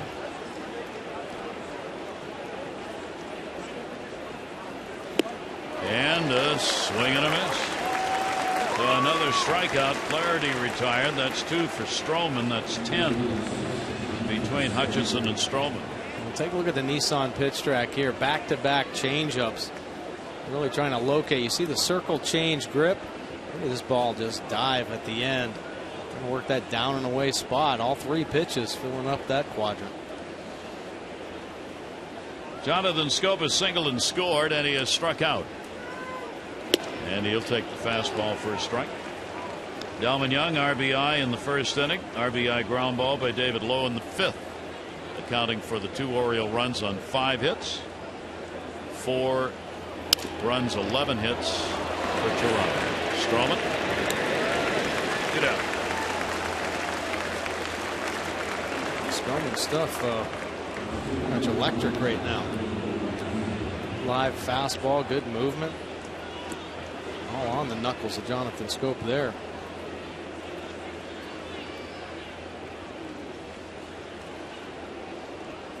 Sure doesn't look like a pitcher who was on suspension. No. He's kept himself ready to go with his side work. 2 down, nobody on. De Aza. He'll take the pitch for a strike. De Aza's had a double. He has flied out, struck out. Orioles have stranded 5 in the game. 3 of those have been in scoring position. Strowman had that 5-game suspension to that pitch incident against the Orioles we showed you, coming off it today. And ahead on the count here, 0-2. The guys are just stepping out a little bit, trying to slow him down.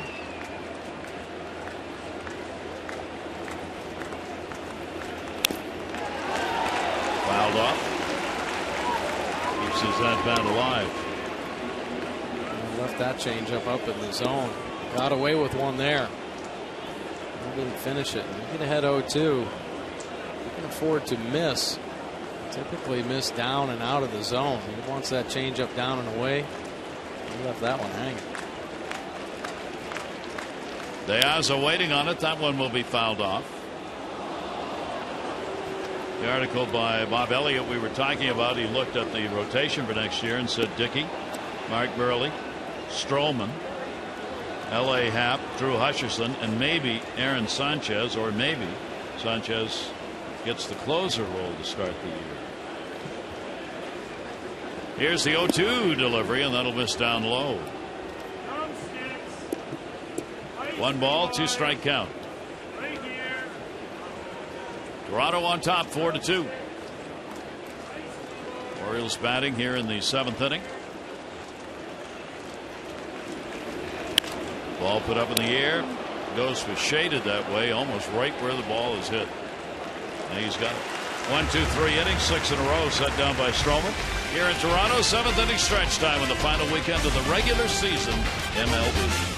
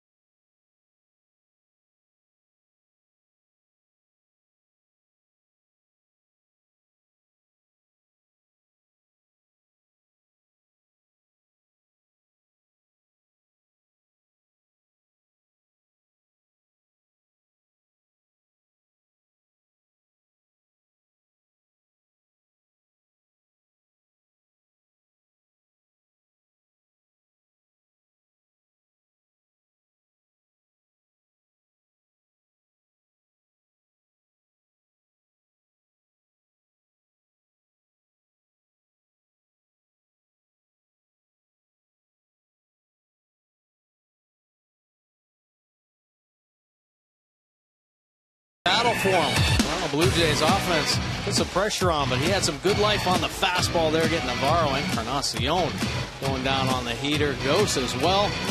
Batista, though, he gets a look at the good change. And Ghost going down on the nasty curve. So Chris Tillman, good flashes of quality stuff. Really tried to establish that fastball. Went to it much more than he has during the season, 62% of the time. You see the changeup number up a little bit as well. We're trying to fine-tune those 2 pitches before the postseason. So 6 innings, give up 11 hits, 4 earned runs for Chris Tillman.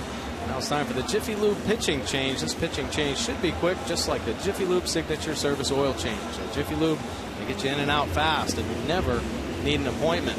Ryan Webb now on for the Orioles, using that fastball 59% of the time. A good 2-seamer, runs hard in on the right-handers, away from the lefties. Breaking ball, the sweeping slider at 32% of the time. The change, 9%. This will be his 51st appearance this season. 3.86 earned run average.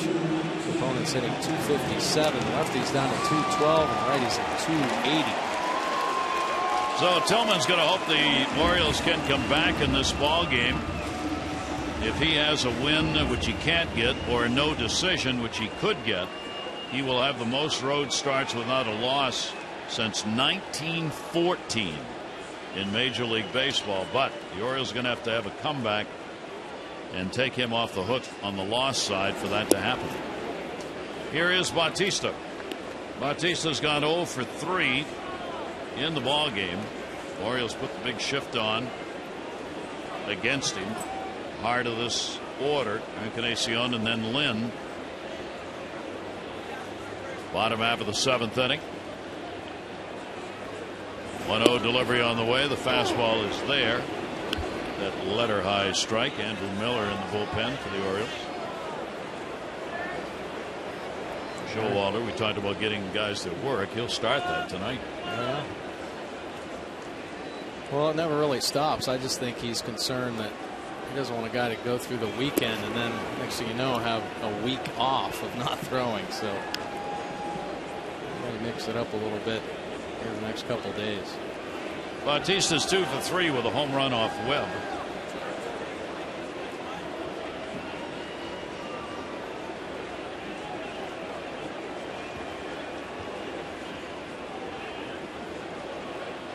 Two ball, 1 strike delivery. Bautista will put it up in the air. First base, foul territory. Clevenger is there. 1 down, bottom of the 7th inning. This copyrighted telecast presented by authority of the Orioles may not be reproduced or retransmitted in any form, and the accounts and descriptions of this game may not be disseminated without the express written consent of the Orioles. Gary Thorne and Mike Bordick with you. The Orioles down by a couple. They've made a season of comebacks. We'll see if they can do that in this game. Encarnacion has singled, scored 1 for 3. 0 for 7 off Webb. And the pitch to him taken, and that's going to be on the inside corner for a strike. Pretty nasty right there from Ryan Webb. A good velocity, 94, 95 miles an hour. And you see the movement just taking off, riding in. 0-1 delivery to him. Encarnacion, one of the few power hitters left in the game who does not pile up the strikeouts. He's got 62 walks, 80 strikeouts, and in this day and age, for a power hitter, that's a very respectable ratio. 1 ball, 1 strike, 1 down. Webb's delivery to him, and that's going to go to short and a base hit. He's on with a single. First hit of the ball game for the Jays. DH comes with 1 away in the 7th. And his first hit off Webb. So Buck Showalter on his way out. Lynn coming up, the left-hander. He wants the matchup. So Webb's going to only work a third of an inning, give up 1 hit. He'll be responsible for the runner on. And we'll get lefty on lefty when we come back.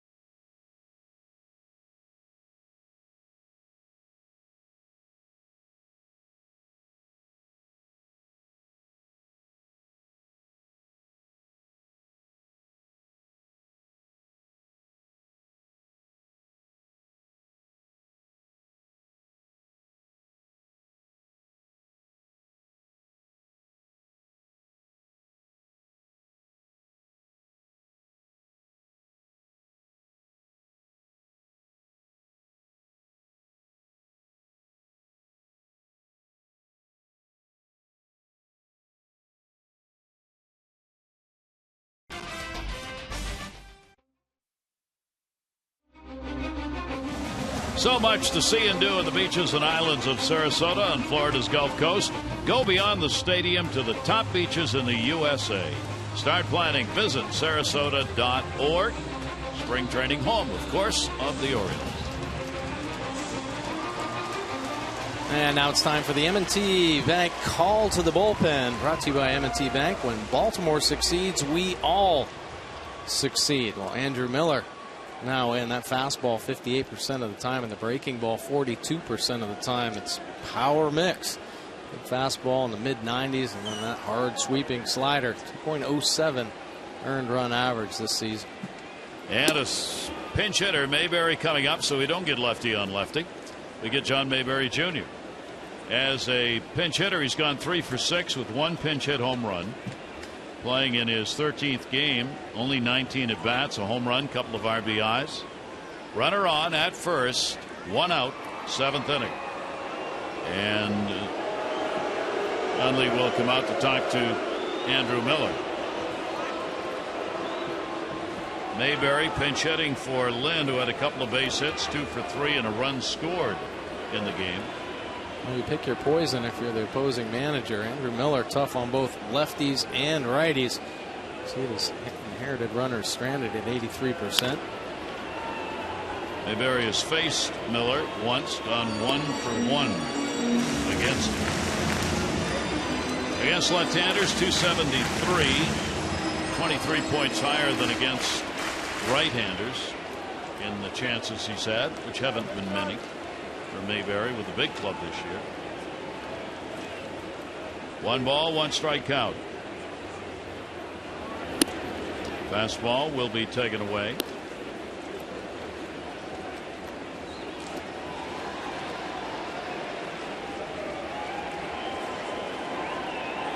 Andrew Miller.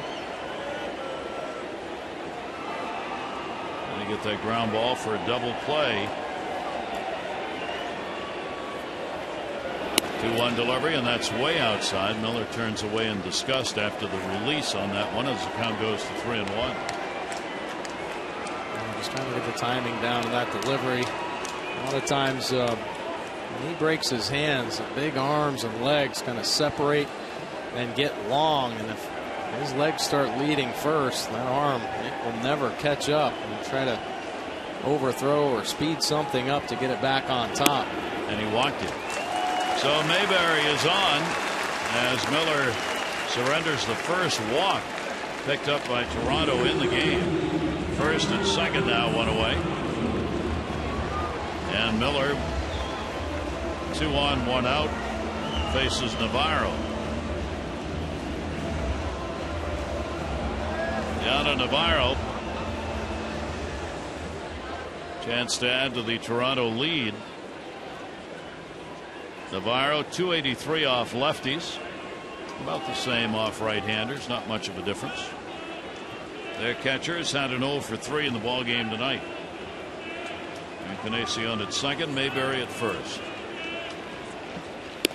And Navarro takes the pitch up high for a ball. Just losing his fastball there, arm side up and away.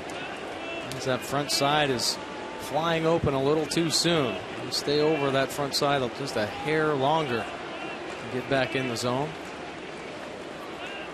Miller's delivery, a check swing, but it's in there for a strike in any event. That will even the count up at 1 ball, 1 strike.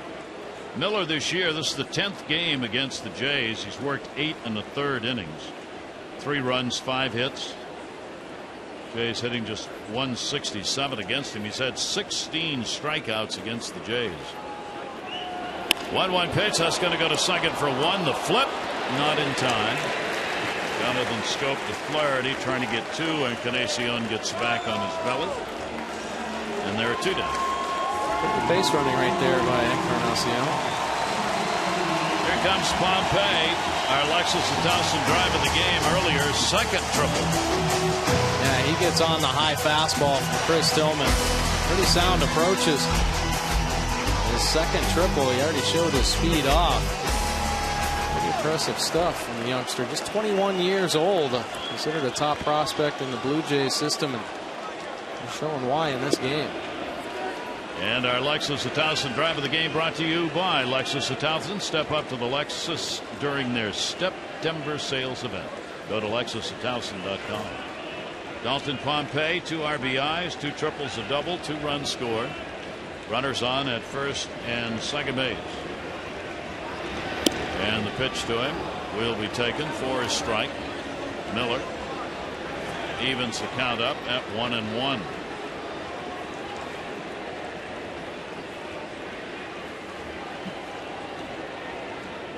Pompey has that 1 home run that he got off Felix Hernandez. Now has 4 RBIs. The pitch is there for a strike. Cutting in on him. Wow. Rookie having a little talk there with Randazzo. Take a look at the Nissan pitch track. Now Hundley setting up down and away. That fastball cut across the plate. It only looked bad because Hundley had to go chase it. It wasn't in that location, but that was all of a strike. And gets him on a good breaking ball. So Pompey is retired. No runs on 1 hit, no errors. 2 are left on base. 7 complete, 4-2 Jays.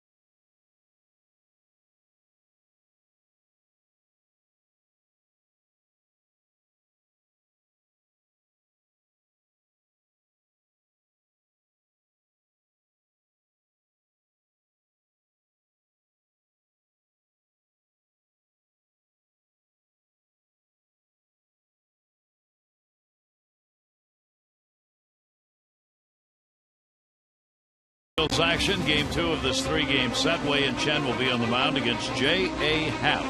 Our coverage on MASN 2 begins at 3:30 with O's Extra, presented by Dodge, followed by game coverage at 4. All the access you need right here on MASN. I'll take a look. Wei and Chen looking for his 17th win of the season. And now the 16 wins, most by a lefty since Jeff Ballard did it back in 1989. He had 18. J. Happ. Orioles were able to get to him a couple starts ago. Tag him for a loss. He gave up 4 runs in 6 innings, but he bounced back and had a strong start against Seattle. So he can be good. He's had an up and down year. Mayberry over at first base. John Jr., his dad, played first base for the Jays back 78 through 82. Outstanding major leaguer. Now the youngster is playing in the same position as dad did. Here's David Lowe. Lowe an RBI and a ground ball out. He has struck out, singled, scored, stolen a base in the game. Strowman has retired all 6 batters faced, but he won't retire the 7th. Lowe gets on with a base hit, and the Orioles will get the potential tying run to the plate here in the 8th inning. David Lowe really swinging it. Good short, compact swing right now, staying on top of the baseball. So Lowe with a couple of hits. And Joe Saunders in the bullpen, second time he's been up. Nick Markakis hitting third. 0 for 2 and a walk. Nick with a .290 average against Toronto this year. Will take the pitch. 292 in this ballpark, brother, with 6 home runs here in his career. 1-0 count. Orioles have been out hit 12-6 now by the Jays. Strowman's delivery, and that is their first strike. 1-1. Nick Markakis, a lot of holes to work with right now with David Lowe at first base.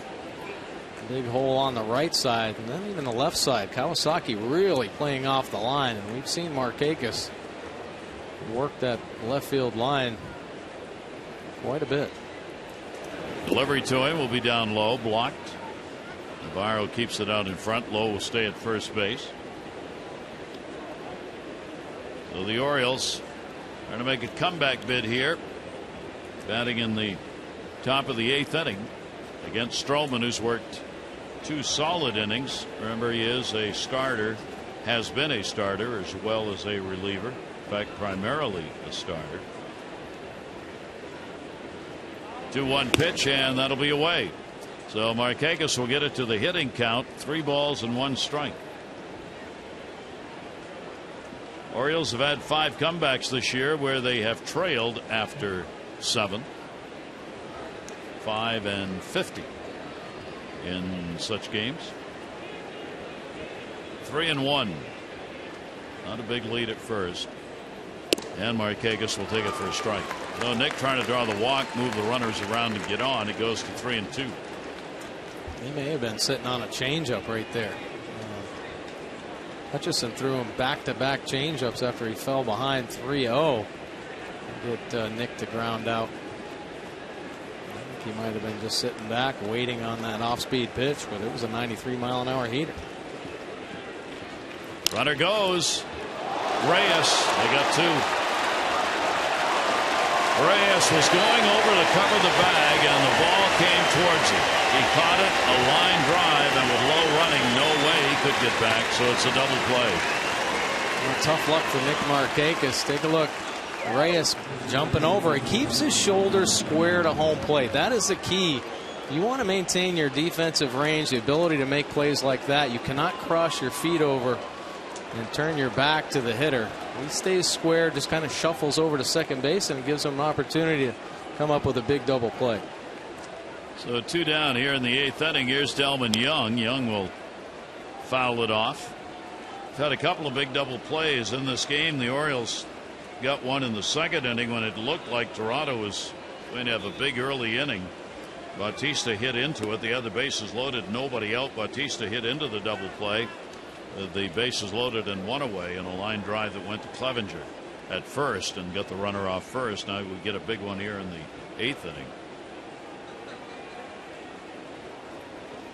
0-1 delivery, and that's going to be outside. 1 ball, 1 strike on Delman Young.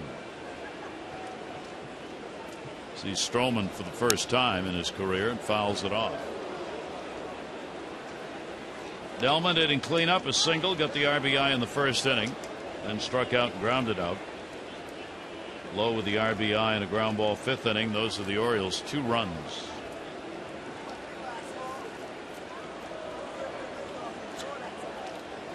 First base side of the rubber, the 1-2 delivery, and he got him. So he's got 3 strikeouts in the game. No runs on 1 hit, no errors. Only 3 batters came up in the inning. It's 4-2 Toronto.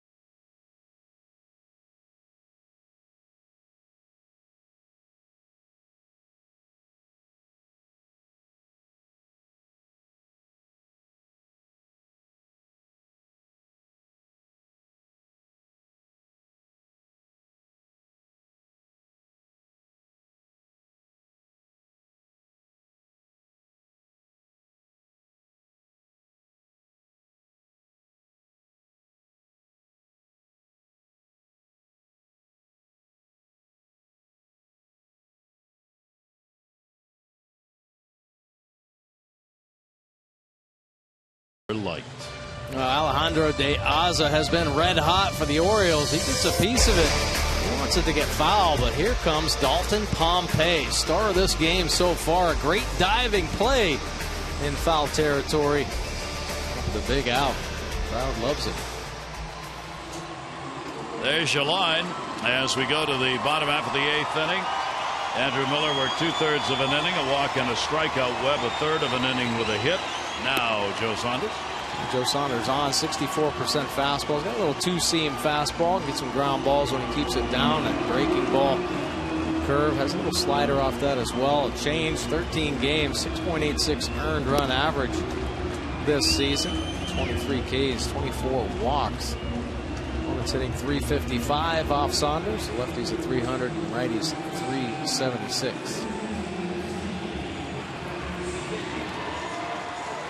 Danny Valencia, the former Oriole, is going to come on as a pinch hitter for Kawasaki. Valencia will lead off the bottom of the 8th inning. Ghosts and then Goins due up. Fine night for Kawasaki. Couple of singles, 2 RBIs, 3 times to the plate. Gibbons trying to get the righty-lefty combination and get a power bat up to lead off the 8th inning. And Valencia goes in the air, left center field. Low makes the catch. Pitch in and out.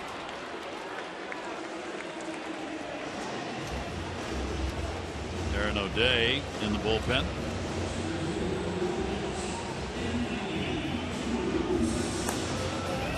Goings has, Ghost rather, singled, struck out twice.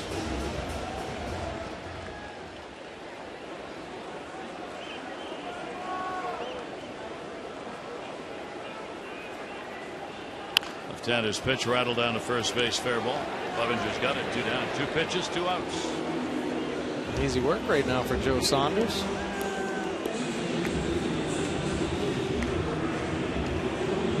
Goings has picked up a single and has grounded out twice.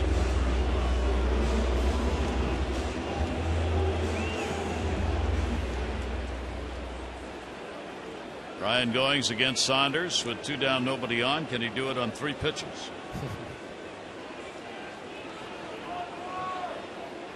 No. The RBI is Toronto. Pompey with a big day with the 2 of those, couple of triples that he's picked up in the game. Kawasaki 2 RBIs, hitting back to back towards the bottom part of the order. 6 and 7, and a strike on the inside part of the plate. These 2 power hitting home run teams, none in this ball game. Got to be because the roof's open, right? Right. 1-1 delivery on the way, and the pitch will be taken inside. Too nice tonight not to have the roof open here. It started 68 degrees. Gorgeous evening here in Toronto. 2-1 delivery by Saunders. That'll be in the air to left field. De Aza going back. He's good. Good read on that one. And a 1-2-3 inning. Good job by Saunders. The Orioles get another chance at it. We go to the 9th inning here at Rogers Center. Orioles down by 2.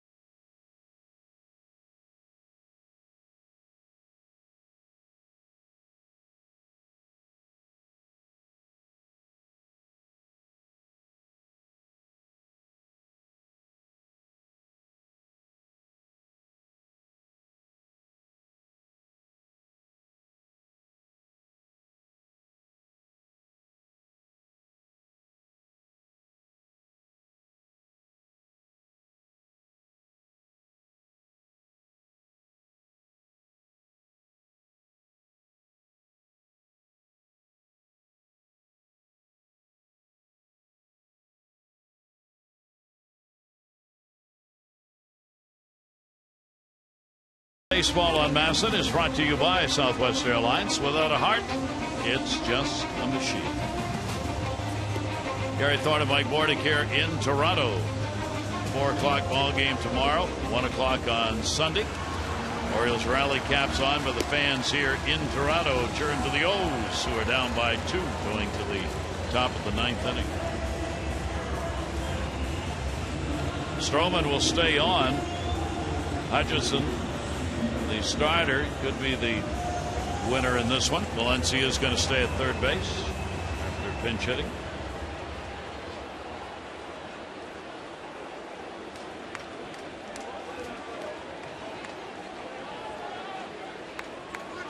Clevenger smiling. He's looking down at Danny Valencia at third base. Danny has to stay tight. You never know. Ball put up in the air towards the gap in left center field on the first pitch by Clevenger. Pompey. 1 out. 1 down in the 9th inning. Take a look at our Major League Notebook pennant chasing page. The Royals lead the White Sox 3-0. KC got 3 runs in the first inning tonight. The Twins lead the Tigers 10-3. Porcello got tagged, 6 runs, 6 hits, and 3 2/3 innings in that game. The Tigers lead the division by 2 games. In the wild card, Kansas City up. You see Oakland and KC right now, with Seattle out a couple, Cleveland out 3. And not much time to do anything about it. Royals magic number 2 against the A's for that number 1 wild card spot. And the A's, their magic number 2 with the Mariners for the 2nd wild card spot. Tigers' number to clinch that division is 2. Diving stop. Mayberry. Fine play to retire Kelly Johnson. Boy, that's a good one there. He's guarding that line. He gets full extension, step, and a dive. Keeps his composure. Nice flip right there. Gets the feet moving. Nice athletic play right there. Recovery. Want to get the 2nd out. So 2 away in the 9th. Hutcherson could get the victory, 11-13. Tillman, first loss on the road. If it stays this way, he'd be 13-6 on the year. Paredes is going to be the pinch hitter for Nick Hundley. So the Orioles need to get it done here in the 9th inning with 2 down.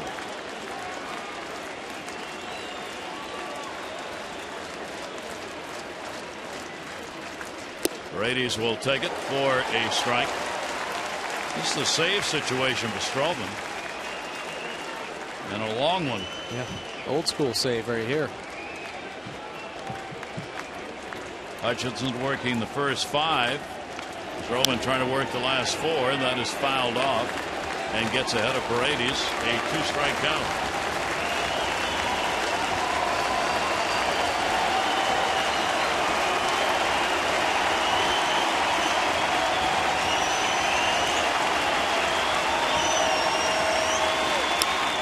And that one popped up outside of third base, heading over into the seats. Strowman looking for his first save this year. Boy, he's been impressive. A solid 4 innings so far. 1 hit, low. He's faced the minimum number of batters, though, because Lowe was taken out on the double play line drive.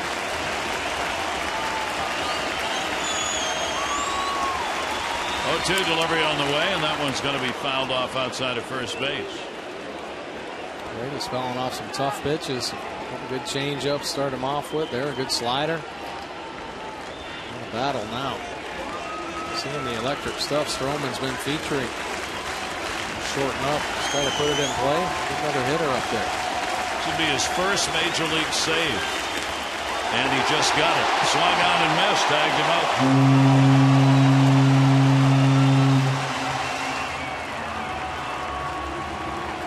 Well, the Jays, a pretty impressive effort all the way around in this ball game as they come away with a victory. The final, a 4-2 win for Toronto, out hitting the Orioles 12-6 in the ball game.